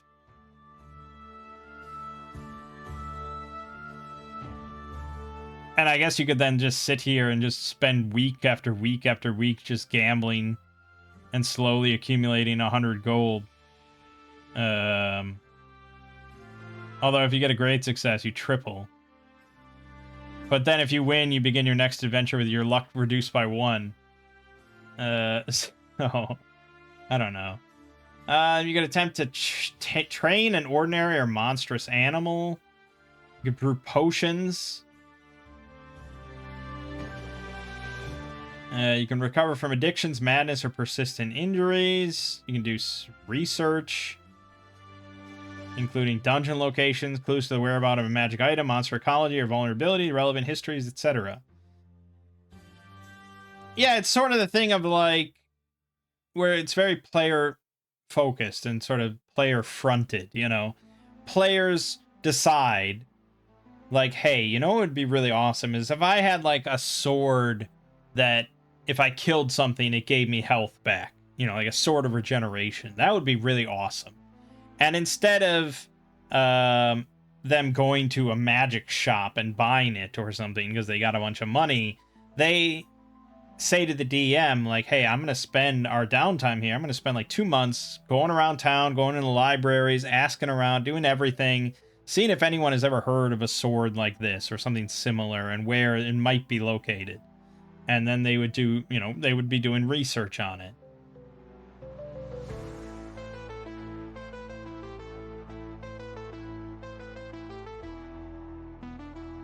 Now, this brings it down to like a research, you know, like an int check or something like that. I feel like that's not really what I would do. If a player really was interested in that and spent their whole town time looking into that, I think it would be pretty lame at the end of it for the fighter to roll just a shitty int. Like, he's got Danton is an int of 7, you know? And it's like, he rolls like a 9. And it's like, well, yeah, you don't find out anything. Sorry, asshole. It's like, no, this is clearly a direction that the player wants to take their adventure on. Just throw them a bone, you know? And throw them in that direction. I mean, it's not like the direction is going to be, oh yeah, there's a sword just like that buried right outside town. Go get it. Like, no, I mean, it's going to be adventure, and you could easily, as the DM, then use that as your hook for whatever you had planned, you know. And maybe it's just like, oh well, what a coincidence, because blah blah blah. Or it doesn't even have to be a coincidence, because it might just work out better that way, for them to have their own sort of pre-generated hook. But yeah, I would not reduce that to a roll.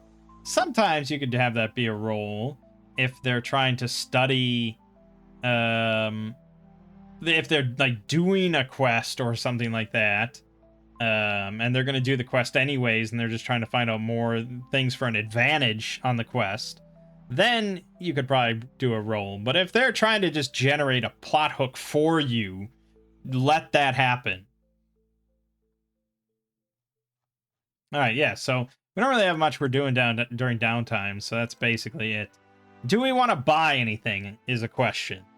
Do we want to spend money on anything masterwork related? We know the prices for axe, masterwork, armor, and weapons. But over on Tales of Argosa, Masterforged gear for a weapon or shield costs 2d6 times 100 gold, which is going to average out to 700, which is basically the same as axe. But armor is 3d6 times 100, so that's going to average out to 1100 gold. Quite a bit more. Granted, there are differing effects that could occur.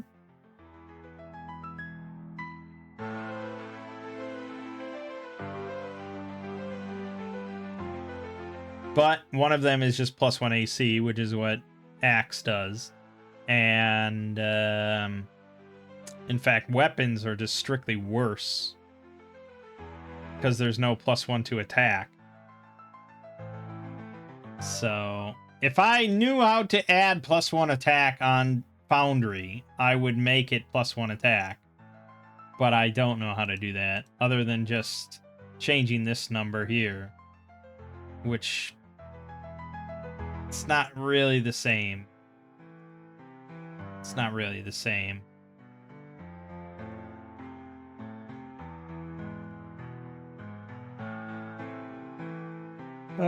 So bottom line, we can't really afford anything Masterforged. So it's more about, is there any other supplies that what we might want to buy? We do have Danton's supply ability, so he can come up with anything else that might come into play. I think healer's kits, not a bad idea. And let me go over to Axe real quick. Equipment. And just look at the adventuring gear section. There's anything here that just pops out at me.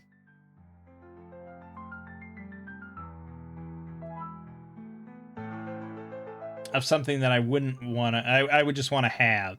Because we just want to definitely have.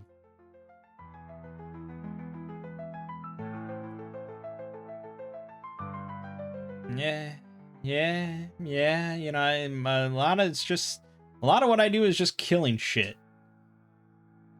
So, you know, I guess the only thing really would be the healer's kit. Go look at Tales of Argosa again real quick.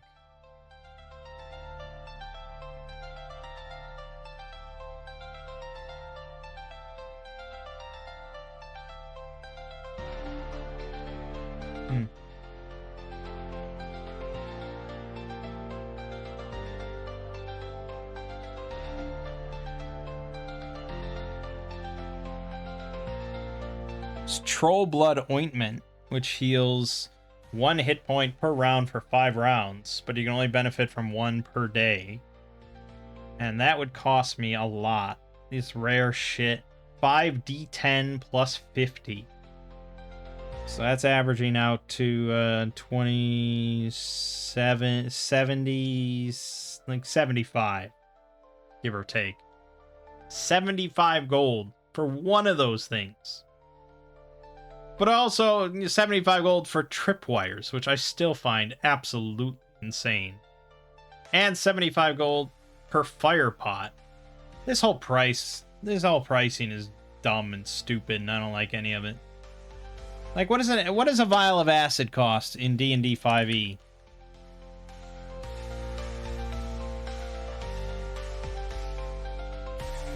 $25. A third. A third! So honestly, I would just say, just do 5d10 if you want a random number. Don't add the fucking 50 on top of it.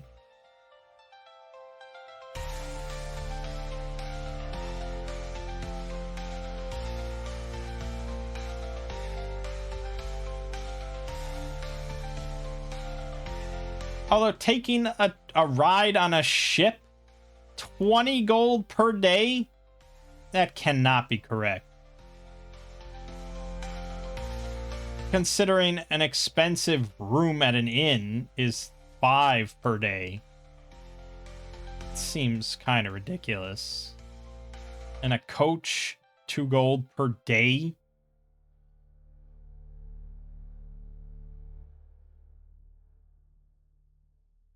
A professional apothecary on retainer is 10 gold per day.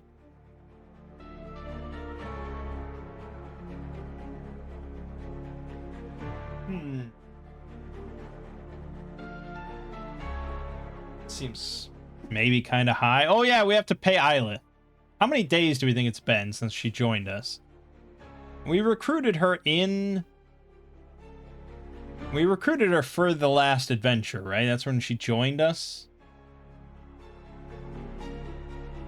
So that was in Dark Shelf, or maybe that was right.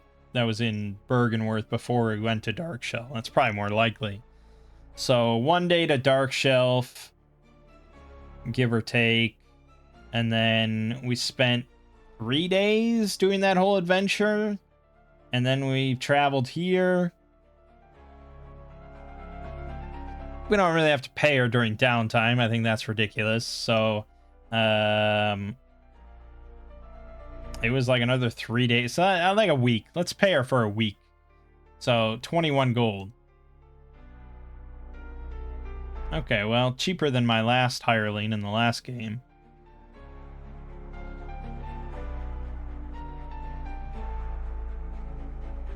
Right. Alright, we're just gonna stick with 25 gold across the board for these rare pieces of gear. And I mostly want to use axe for equipment, but there are things here that have specific mechanics, you know, already tied to Tales of Argosa. Whereas I don't think axe deals with potions or anything like that at all. So, you know, it doesn't go over any of that shit. Get it out of your head. Doesn't exist.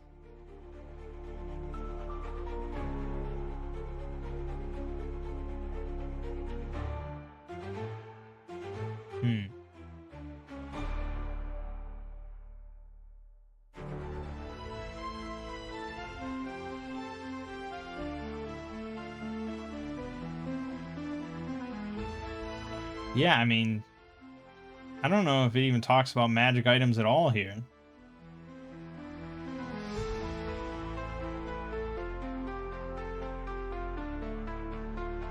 I mean, it talks about magic research and like the cost of creating a magic item, you know, all this sort of stuff, which gives you a general idea, I suppose, of how fucking expensive some of these things should be.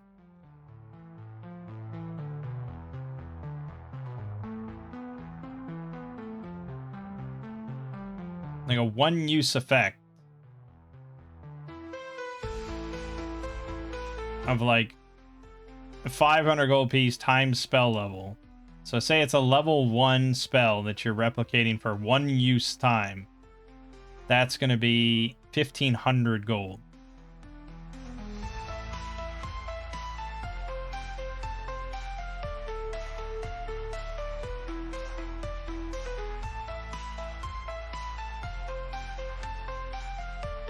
permanent bonus +1 is 15,000 gold to just create from scratch. Seems kind of insane, right? But I guess this is what you do with all that money.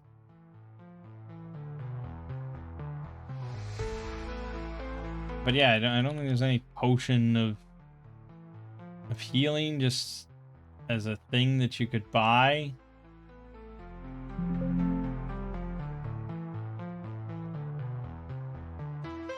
Talks about brewing potions plenty, because that's something that you can do, of course.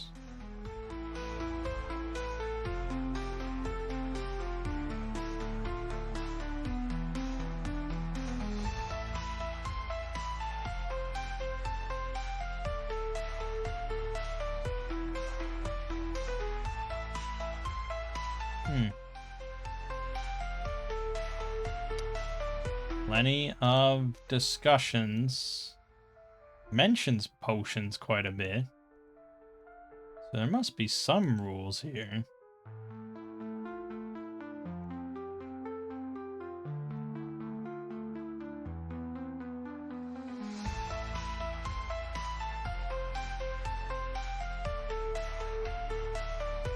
I mean, are we to assume that it costs 1,500 gold to make a potion that replicates Cure Light Wounds?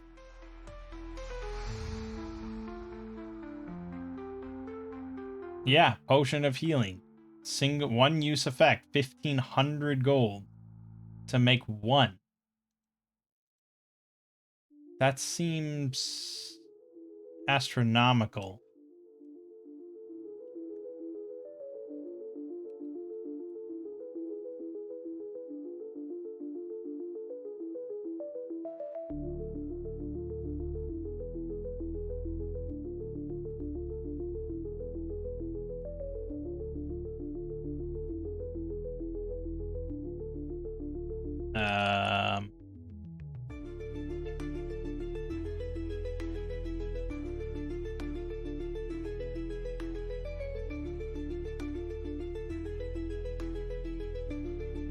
Yeah, apparently Axe somewhere, I'm not sure exactly, lists it at 500 gold for a healing potion. 500 gold.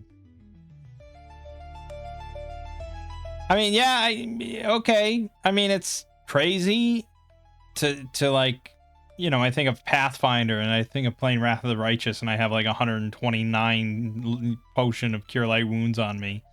Obviously very different settings and games and all that sort of stuff.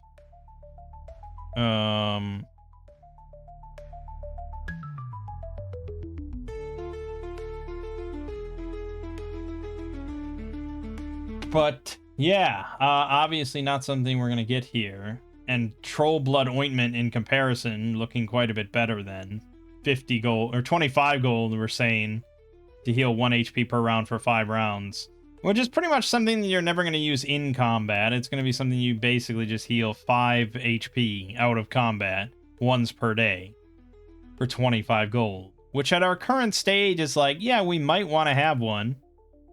It's not the worst idea to have one, but we also have short rest that we benefit from, so tricky.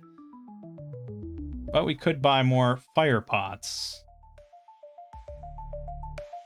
Okay, we'll do it this way. I used my 2 fire pots, so we're gonna buy 2 more fire pots. I do have a potion of healing,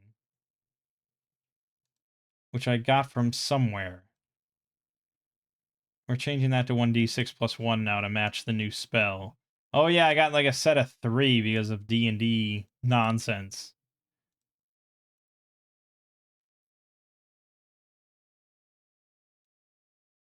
Alright, we're changing that to 1d6 plus 1. And, right. Yes.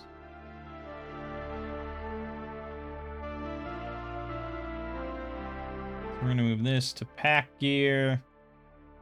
And,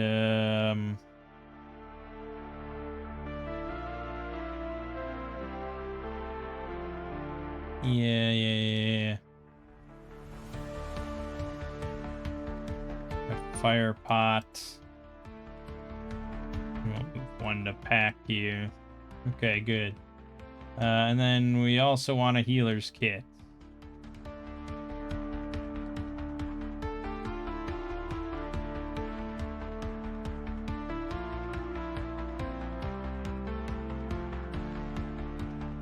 Int apothecary check. Which, so really, Villagrad should be carrying it.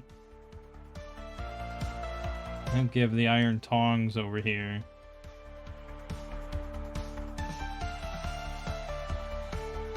Okay.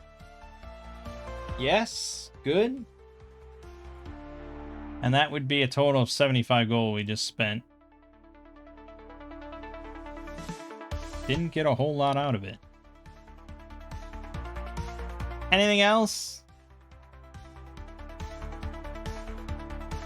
I mean, yeah, Danton's supply ability kind of covers a lot of stuff. Acid also probably useful to melt through locks or other metal or something like that. You know, that could be of value. I won't lie. And I'm sure someone could carry it. We got a lot of... We actually don't have that many slots.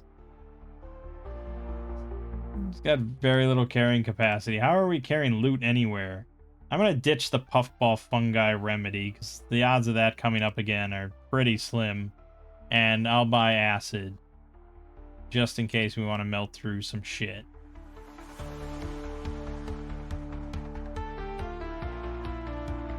Okay, and that's another 25.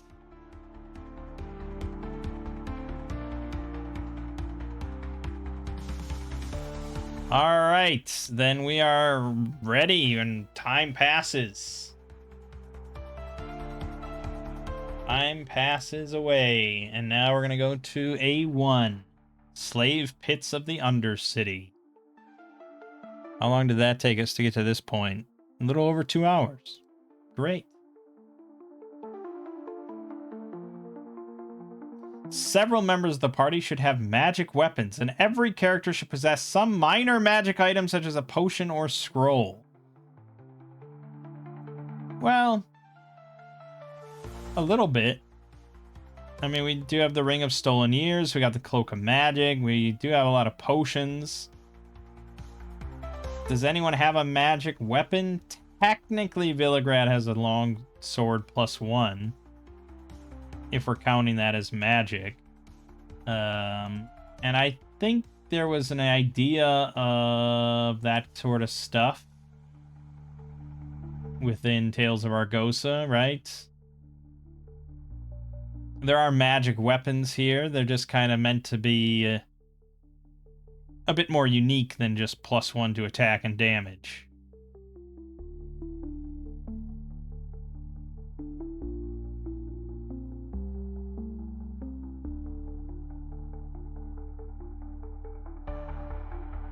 And we're pretty sure that there were monsters that were just like... Yeah, the elemental and stuff. Wasn't it just immune to anything that's not magical? Immune to non-magical weapons, excluding cold iron. So, I guess the intent of Tales of Argosa is that you're going to be getting these magic weapons.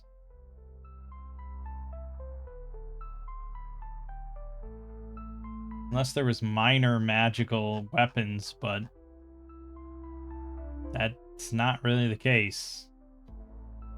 And you get a major magical item out of any layer. 3 hit dice or up. If you're in search of them.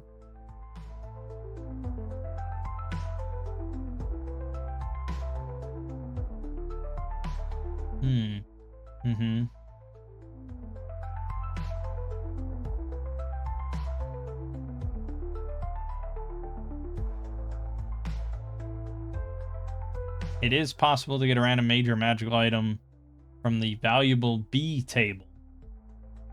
Very slim odd, 5% chance. but it is possible. And just, again, conversion. Lair treasure rolls are generally reserved for the consolidated hordes of very large numbers of creatures, scores or hundreds, as opposed to, for example, a lair of 12 ogres.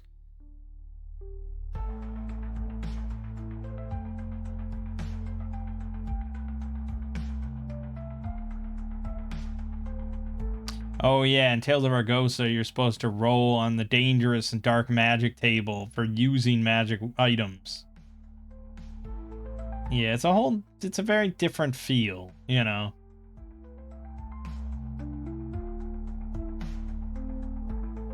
For magical weapons and armor, a great alternative is to swap in a special metal or master forge item instead. Yeah, that's true. So there are special metals. Cold iron is an extra 500 gold on the top of the cost to bypass resistance of demons and undead. Undead, but not like skeletons, right? Immune to piercing damage. Ghouls?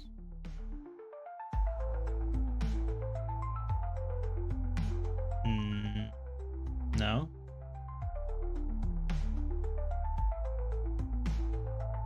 So I don't know what undead exactly require it.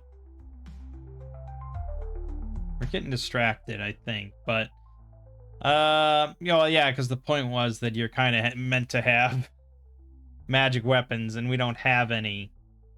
We could just ignore that because we are taking a lot of creatures just from Tales of Argosa as replacement, so it's not necessarily as big of a deal. But yeah, generally the OSR looks away from like +2 longsword type deal, you know, that it's not really the vibe of magic items and loot that they want to go for most of the time, that people are interested in. Because that led to this sort of, you know, the modern style of D&D with escalating numbers constantly, and it's just like, yeah, they have 24 AC, and you're just kind of expected to have a +3 longsword at this point so that you can hit 24 AC 60% of the time, which is the expected hit rate. Blah, blah, blah. Whereas we're more interested in magic being weird and mysterious and mythical and blah, blah, blah, rather than just +3 longswords sitting around all the time. So, yeah, Tales of Argosa obviously leaning much further in that direction with their major magical items, where probably none of these weapons are just giving +1 to attack or anything. They're all doing kind of different things. Like, here's a bow. Once every 1d4 days, fire an elemental arrow causing 5d6 extra damage on a hit, possibly causing an elemental effect. Certainly quite a bit different.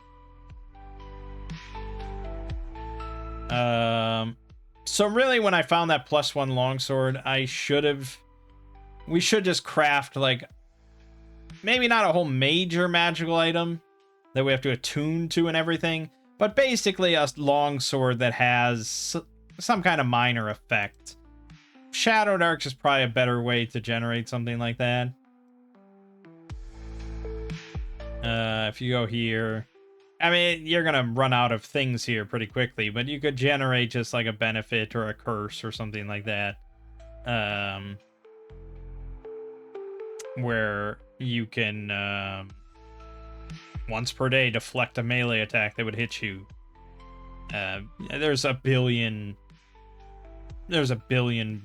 treasure documents and tables and all sorts of stuff that you could roll on, or you could ask AI. Come up with a minor magical effect that could appear on a longsword. Let's see if the Chinese can figure their way out of this problem. Here you go. Here's a longsword named Glimmerfang.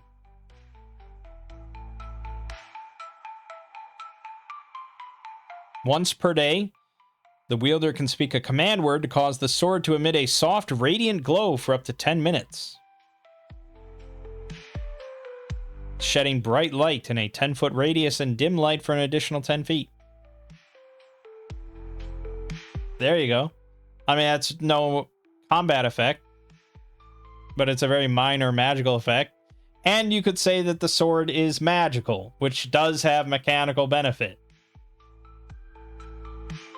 There you go. I mean, would your players be happy about that? I don't know. It's up to your players. I definitely know some players that would be perfectly happy with that. And they have a cool longsword called Glimmerfang that glows when they want it to glow. So, I mean, fuck it. I'm going to call this thing Glimmerfang.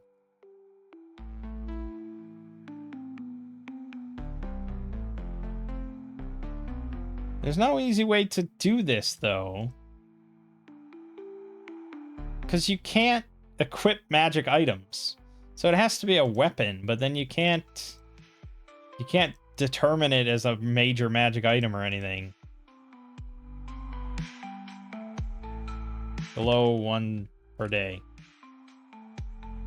There you go. Done. Alright, anyways, let's move on. Hopefully we'll find more magic weapons as we go, and we'll come up with new things. Blah, blah, blah. Tournament notes, blah, blah, blah. Encounter tables. Good, good, good. There's definitely going to be... We're going to be seeing the underclock today. Maybe not today, but... Well, wait a minute. What did we... I feel like you skipped over some documentation here.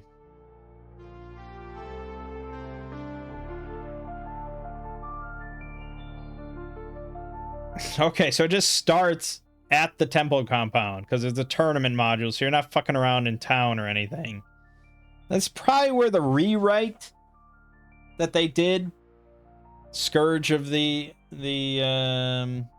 Slave Lords or whatever, that's probably, that got expanded a little bit, I would imagine.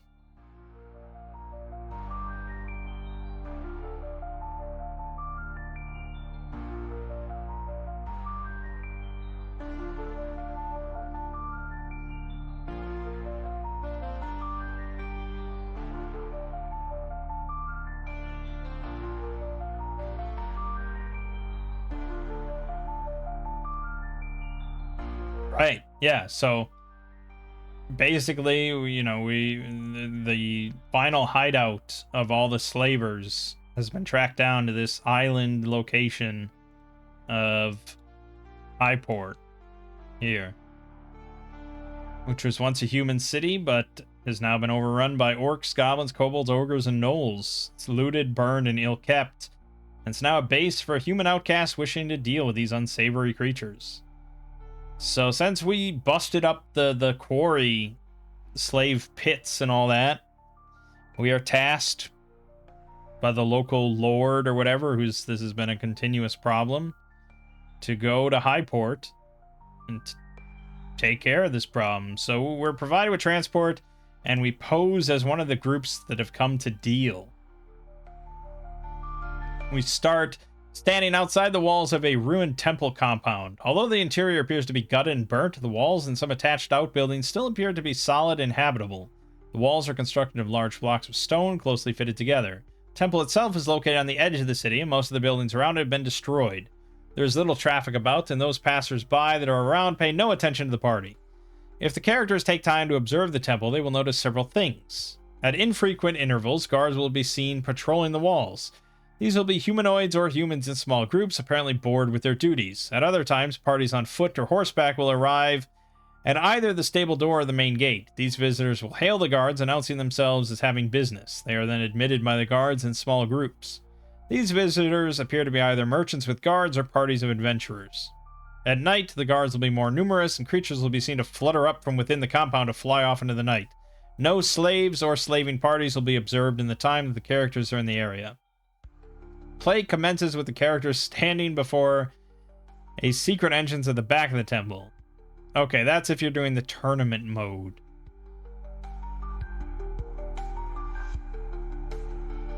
Yes, so We're just standing outside the walls of the compound. Doesn't have to be night, could be daytime. Who's to say?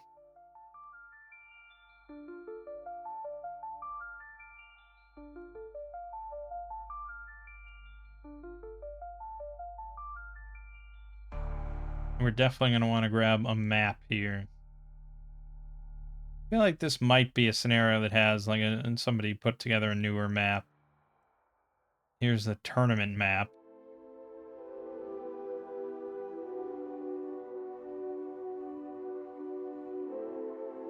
Here's non-tournament map. DM map.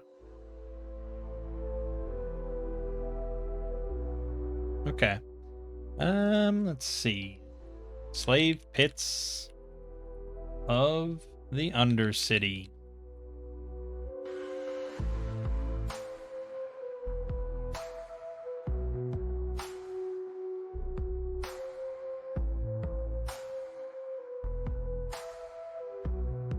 Yep, that is sure to be a map.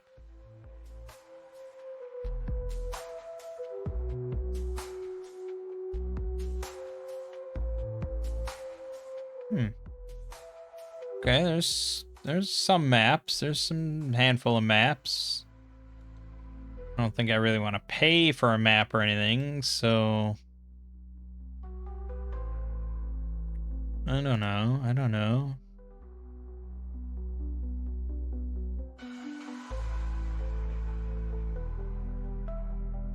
Here's a map. No, okay. Well, we might just be using the map that we have here, to be honest. It's probably serviceable enough for our purposes. And it's even labeled. How can you beat that?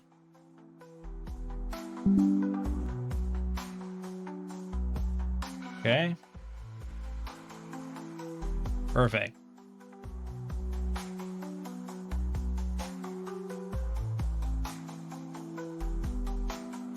All right, so we are standing outside the walls of a ruined temple compound.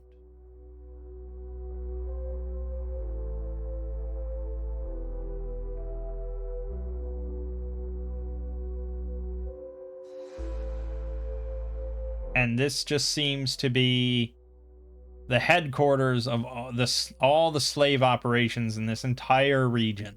That's what we've been told. And we do see patrols along the walls of this compound.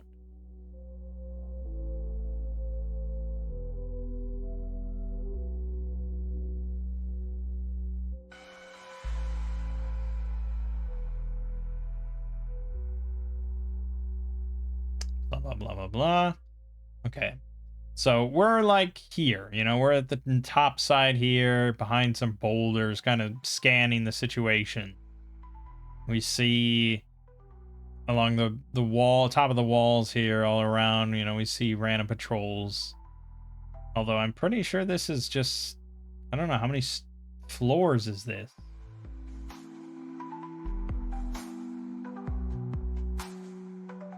This is like the underground. So yeah, these are the only two maps we get, and this is the underground. So you don't really get to see the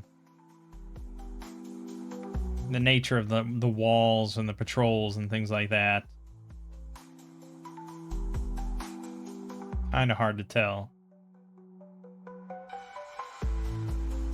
But yeah, we certainly see a front entrance here, and then we also see some.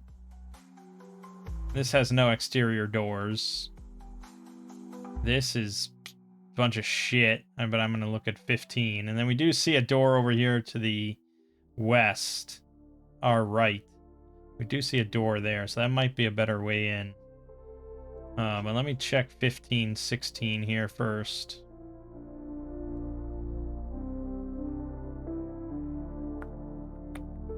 Okay, so 15 is a... Okay, so that's part of the building. All right, never mind. So we can't see that. So that whole side, we see no entrances, blah, blah, blah. We could circle around the whole place. There is a secret door at the back. Could be worth looking into. There is a door on the western side.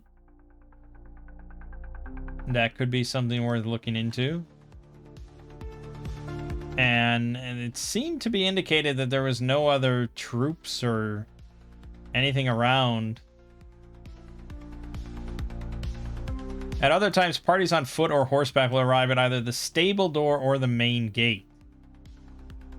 These visitors will hail the guards, announcing themselves as having business. They are then admitted by the guard in small groups. These visitors appear to be either merchants with guards or parties of adventurers. So we do see people walking up and announcing themselves as having business and being let in. But that seems risky. Seems very risky. So 6 is probably the stable, I would imagine. Okay, yeah. So there are guards then at those doors, presumably.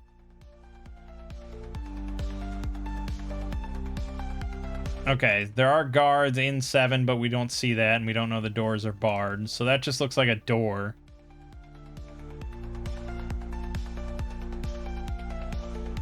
Yeah, it just looks like a door there that's empty. So that looks interesting. And then 16 is the main entrance. That's definitely going to have guards. It's a courtyard.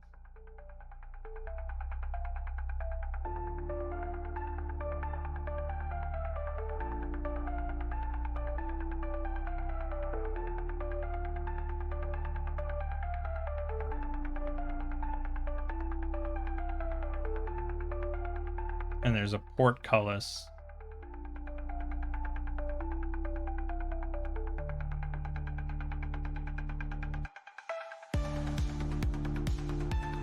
Okay. So, yeah, there's definitely guards here. There's a portcullis kind of blocking the way that they open for anybody coming down the main way. And that's the situation. Based on that, what would be our approach?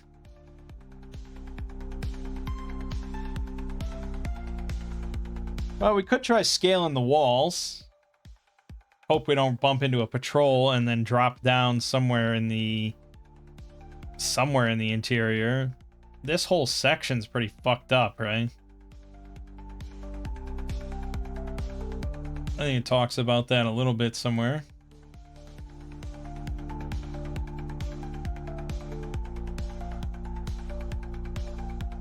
Walls are 10 foot high and large sections of plaster have fallen from the ceiling, sometimes showing the sky above. None of these openings are big enough for even a gnome to fit through. Okay. The other major section is the temple proper.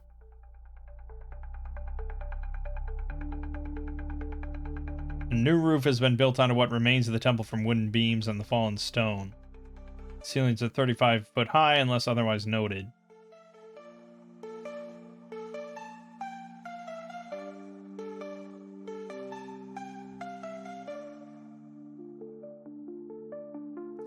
Dashed lines on the map indicate walls that still stand 1 to 3 stories in height with doors and windows but no roofs or floors. Dashed lines.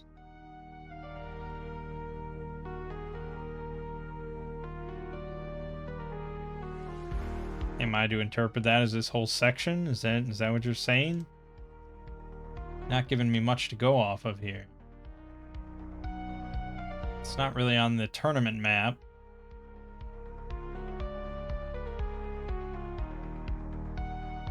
Alright, well, I'm not quite sure.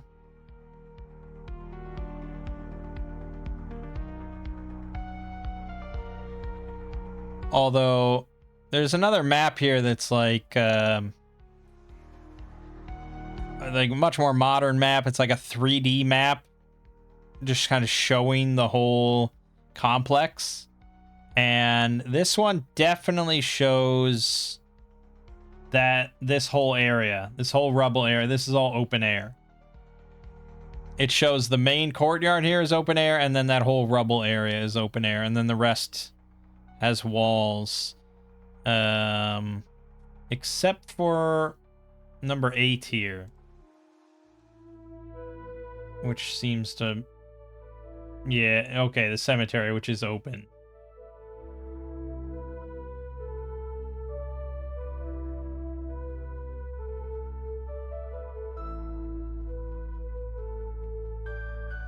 Okay. Well.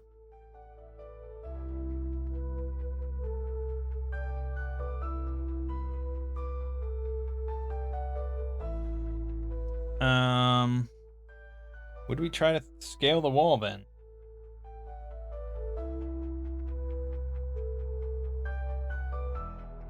No, I mean, honestly, I think we'd probably try and approach this door here because it's unguarded and it's a door. So I think we'd try to push in. And,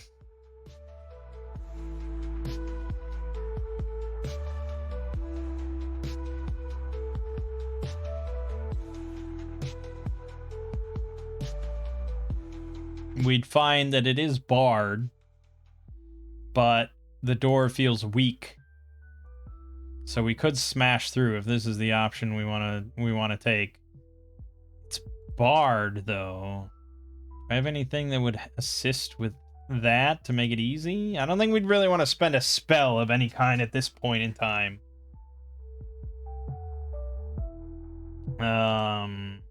So I don't know. It seems kind of loud and noisy to just burst through this door. It's not really our usual MO. But it's either that or just charge through like the front gate or something, or just we could slaughter the guards over on the west side here. If we assume there's like 2 guys there. That probably would be fairly doable. They're all slavers, so they all deserve to die.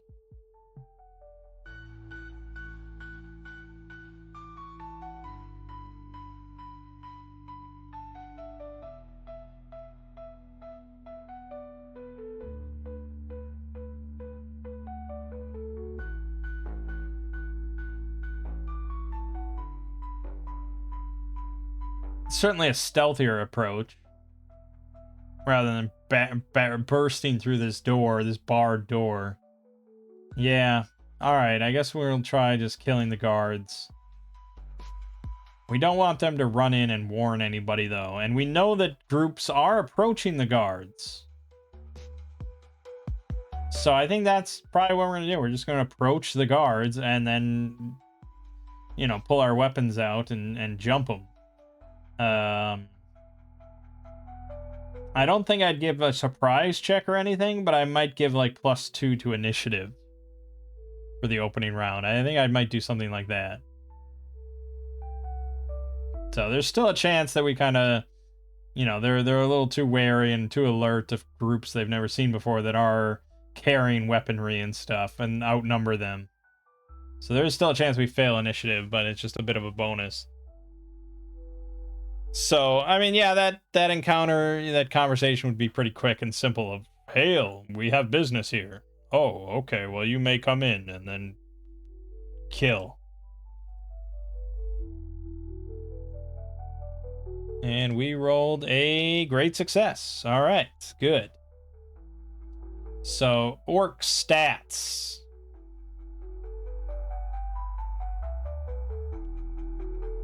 Orc stats here are pretty weak.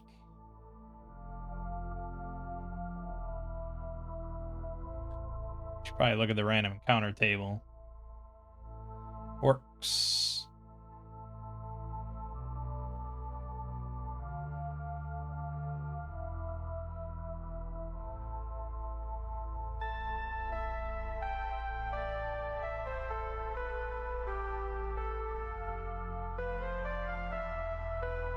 There's 50 orcs in the area. Look at these numbers. These are the wandering monster roster of how many total there is in the whole module. 10 crocodiles, 20 ghouls, unlimited green slimes, 15 half-orc fighters, 50 orcs, unlimited giant rats, 20 skeletons, 40 slaves, 15 slavers, 30 sturges, 5 giant weasels, 20 zombies. Jeez. Now this is the composition of wall guard. This is just gate guards to the stables, though, so I don't know. We don't really have a value here of what I should expect. But perhaps there's more than just 2.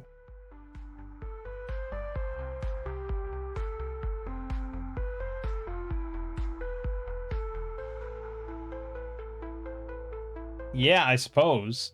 If we're going to follow this composition, then there's way more. So we may rethink our plan here.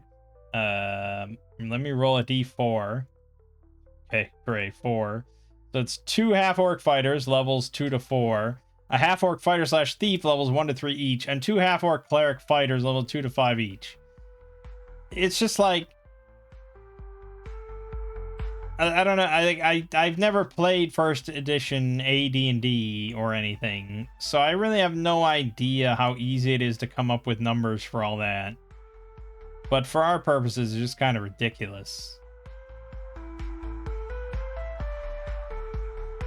Really, we're looking at 5 enemies, is what you're telling me.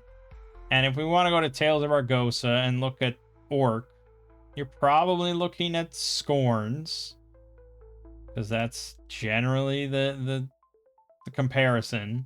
They're 2 hit dice creatures, 11 AC, 1d6 plus 1 club attack. This is the general idea of an orc.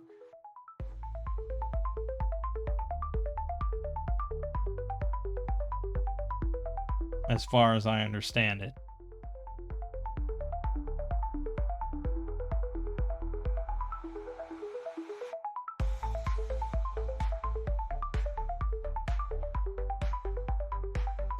Again, as far as I understand it.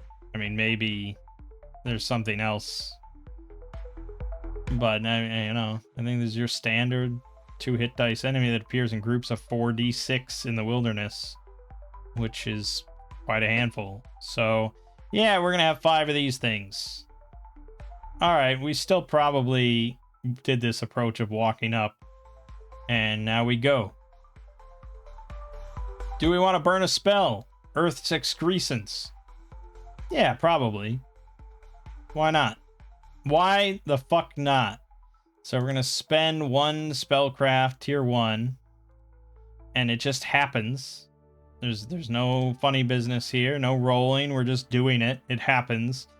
15 foot in diameter. So that's...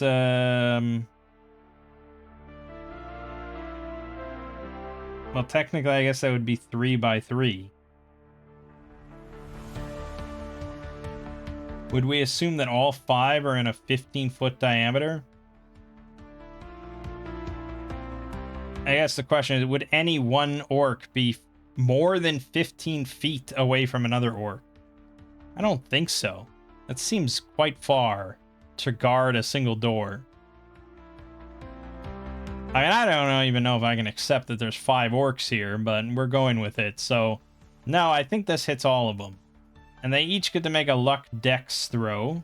Their luck is 5. Their dex is 10. So, they have to roll a 5 or less. 5d20, 5 or less. 2 of them succeeded. So 2 of them are not getting knocked down, and they take half damage. The other 3 take 3d6. 6 damage. Okay. And they have 9 health. Okay, so 3 of them have 3 health left. 2 of them have 6 health left. That's where we're at. It was a good opener. I guess Danton's going to charge into one of the ones prone. And he'll use adaptable for long reach. He's going to stab. He gets +2 on the roll because they're prone. Crit. So that's a kill. Yeah, rolled a 27 total. Good. So he'll use Opportunist then to stab another one prone. Assuming we can reach all these. Yep, that's a kill. And then he'll stab one that's not prone with his actual action. Fumble. Fuck, he's gonna get a free attack. I'm not afraid. It's +2, and Danton's got an 18 AC. Miss. What a jabroni. But Danton killed 2 pretty easily. So we got 1 more that's prone, 2 more that are not prone. Corn will shoot 1 that's not prone. It is certainly a hit. It's not a kill, though, unless I want to blow Sharpshooter, and I guess we may as well. We're just going to short rest after this, right? Right? Perception check. Great success. Crit damage. We kill that one. We have 1 prone, 1 non-prone. We're not going to be able to get them all. So I guess Tress is going to kill the guy that's not prone, hopefully, because the prone guy won't be able to really quickly get up and run. She missed. There's no help in that. But she's on top of him. Okay. They get to go. I would imagine they're going to run. I don't think I really need to roll morale here. They got just decimated by a trained and capable team with magic. So, yeah, they're probably going to run. But to disengage, you know, we're right next to the door, though. There isn't really... And if we give them the disengage, they can just run in. So they'll run in. The one that's prone, I don't know. No one was really on him. So he wasn't engaged, right?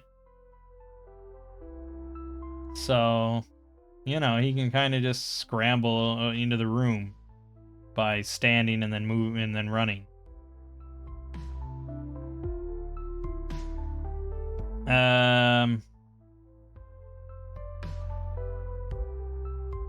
And then now we get into some trouble because there's 4 half-orcs in there, and at the first sign of trouble, one of them will blow a horn to call for help. And help will arrive in 2 to 5 rounds. So unless we stop that from happening, it's going to get a little dicey now. So I guess let's roll initiative again. Okay, we succeeded again. So now we look in there and we see 4 more half-orcs or whatever. I hate to do it, but I think I have to either cast Earth's Excrescence or Slumber. But I don't really expect Slumber to hit the whole room. 10-foot diameter sphere. That's one square, really. This is a 10-foot square. So no. I don't even know if Earth's Excrescence will hit everything, really. 15 feet? That's a square and a half? Probably not everything. I don't know how to exactly determine what I'll hit or not hit, but not everything. But I guess we may as well do it. Fuck. Because even throwing a fire pot isn't going to solve my problem. Also, my Cloak of Magic now is nonsensical. We'll have to think of a different effect for this. You know what the Cloak of Magic could just do? Is give us 1 extra spell cast per day. That's pretty simple.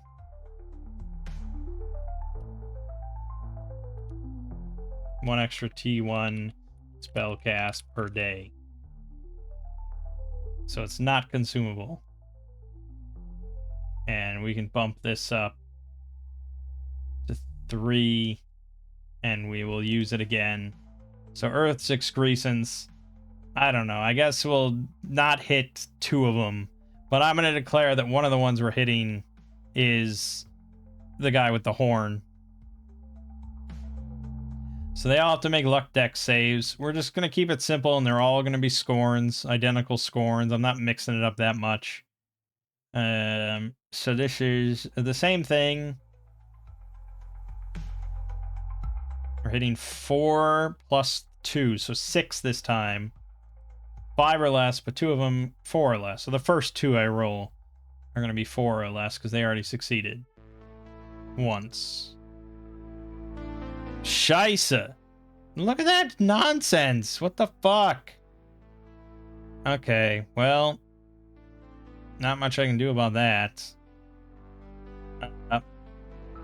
So one of the ones that's already was injured succeeded, so he takes half, but he'll still possibly die. Because it might be the guy that was prone. Oh, that's right. So one of the guy didn't... Well, whatever. Fine, this guy... Fuck it. He's getting hit for... This is the one that had 3 health left. This is the one that had 6 health left. And then the others have 9. And I need to decide if the guy with the horn succeeded or failed. So that's an oracle. Did he succeed? He did. Okay, so he's one of the ones. All right, our damage number is 6 again. Come on. That's an average. Come on. That's so fucked. That's so stupid. Okay. So this guy had 3 left. He took 3 again. He's dead. The other guy had 6 left. He took 6. He's dead. So he killed 2. The other 2 that failed now are at 3 health, and they're on the ground. And then these 2 took 3 damage. They have 6 left. And they are standing. So there's 2 on the ground. There's 4 standing. But 2 of them did take some damage. Okay.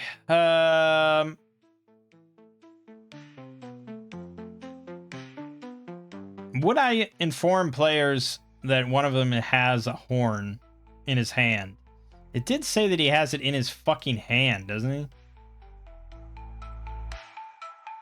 Oh no, it just says it's under his cloak. Do we see that the guy has a horn? We do. All right, that settles it. Oracle decided. So Corrin's gonna shoot him. Missing, of course. I mean, the players would certainly discuss this, so Danton's gonna try to charge in to get to that guy to spear him. Technically that is a hit on the Scorn. They have an AC of 11, which is really abysmal. I don't know if I can accept such abysmal AC. I don't know. Why don't you just have an orc? Why do you have to make it weird? Just give me an orc in your bestiary. That's all I want. I'm tempted to just go to Shadow Dark Orc and be happy with it, but I don't know. You'd be looking at 15 AC, which is also a miss here. So do I want to miss or not miss? That's the question we're asking ourselves.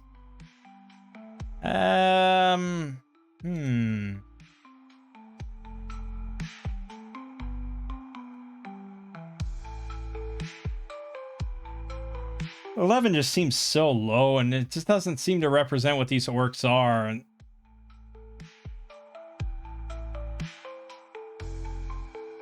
Is this supposed to be a Scorn, or is this a skeleton? I don't know. This dude looks way more armored than anything that I'm dealing with here. So I don't know what to think. All right, we're going to call it a miss, I guess. They have to have higher AC than that. Because their AC in the module is... Well, I guess it's only 12. All right, we're calling it 12.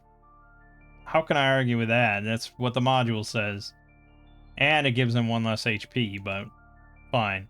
All right, so he's dead. He took 9 total, so he's definitely dead. Which means Danton has Opportunist. He's going to stab a second one nearby for 5 damage, which probably doesn't kill anything because it wasn't going to be a prone guy. Okay, so that's 3 of our turns. Tress will come in and try and stab one of the prone guys. Missing. And now they get to go. I probably roll Will here for the group. We'll go Scorn Will, I suppose, of 8. They failed, so they're gonna run now. Which makes this more complicated. Because they're gonna be running this way. And I don't know where they're gonna go or how they're gonna get there or anything like that.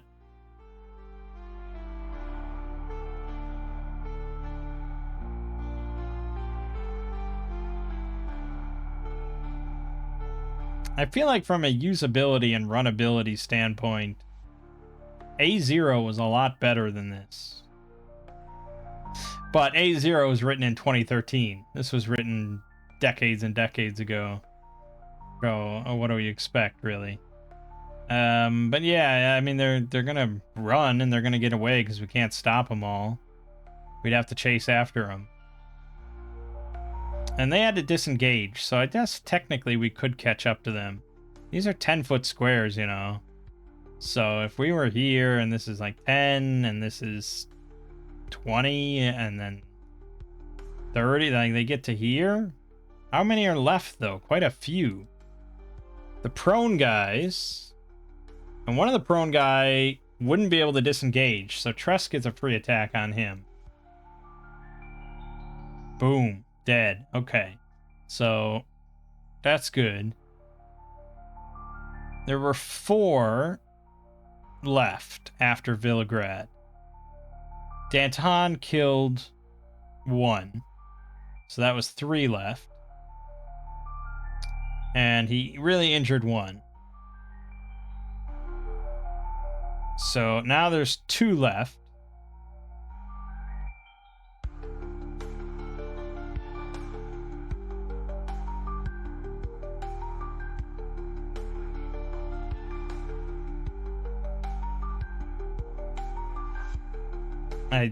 I'm losing track here, man. I'm a lot to juggle in my head. I'm losing track. I'm pretty sure there's 2 left. I don't know their health counts, but we'll say they got to that other door. So now we roll initiative again, which is going to be, unfortunately, Corin. Great success. Holy shit. Okay, so Danton's going to rush after them and get an attack on 1. Oh, that is very much a kill for sure. Exploding die, baby. And then he's going to get Opportunist to try and stab the other one. And I don't know. Do we think he was completely uninjured? No, he definitely did hit 1 for 5, but I don't know if we want to decide that. Let's just have Corn shoot him, and then we don't have to decide anything. Nope, that's a miss. Yeah, I don't know if anyone else can get in there. So I guess the question is, left to the Oracle. Was that the injured guy, so he's dead? No.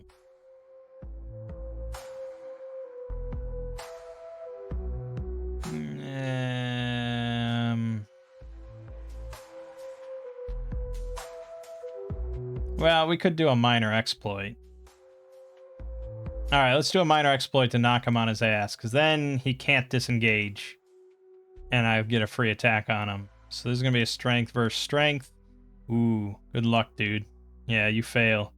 So, well, not fail, but I knock his ass down. And then this doesn't really matter. Well, no, he goes now. So he's going to stand and try to run and try and avoid my spear, which he might do. He doesn't. He's dead. Combat over. Ooh, boy, that was messy. But that's definitely an XP for a significant fight and short resting. I don't think Trust needed anything, shouldn't do anything. But Villagrad definitely wants it. Oh yeah, baby. Get back both of those spellcrafts. Back to full spells. Delightful.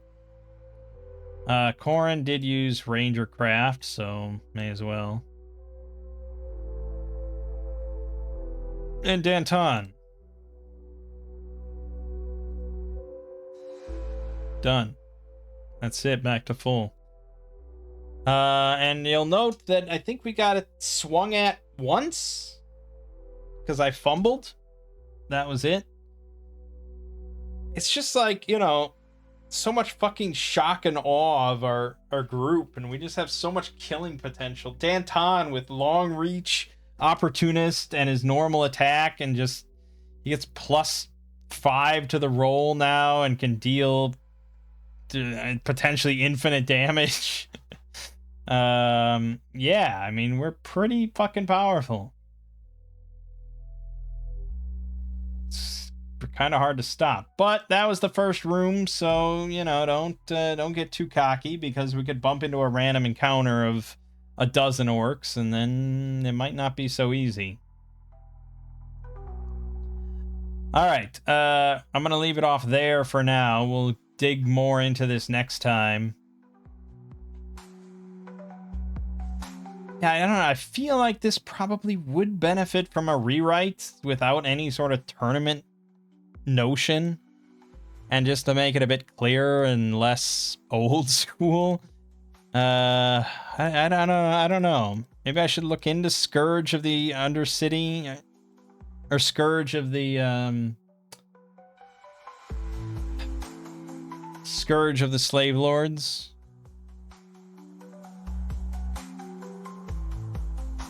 I don't know. But for now, my name is Mang. This has been Solo Roll Manging with Tales of Argosa, and I'll see you fine folks in the next part.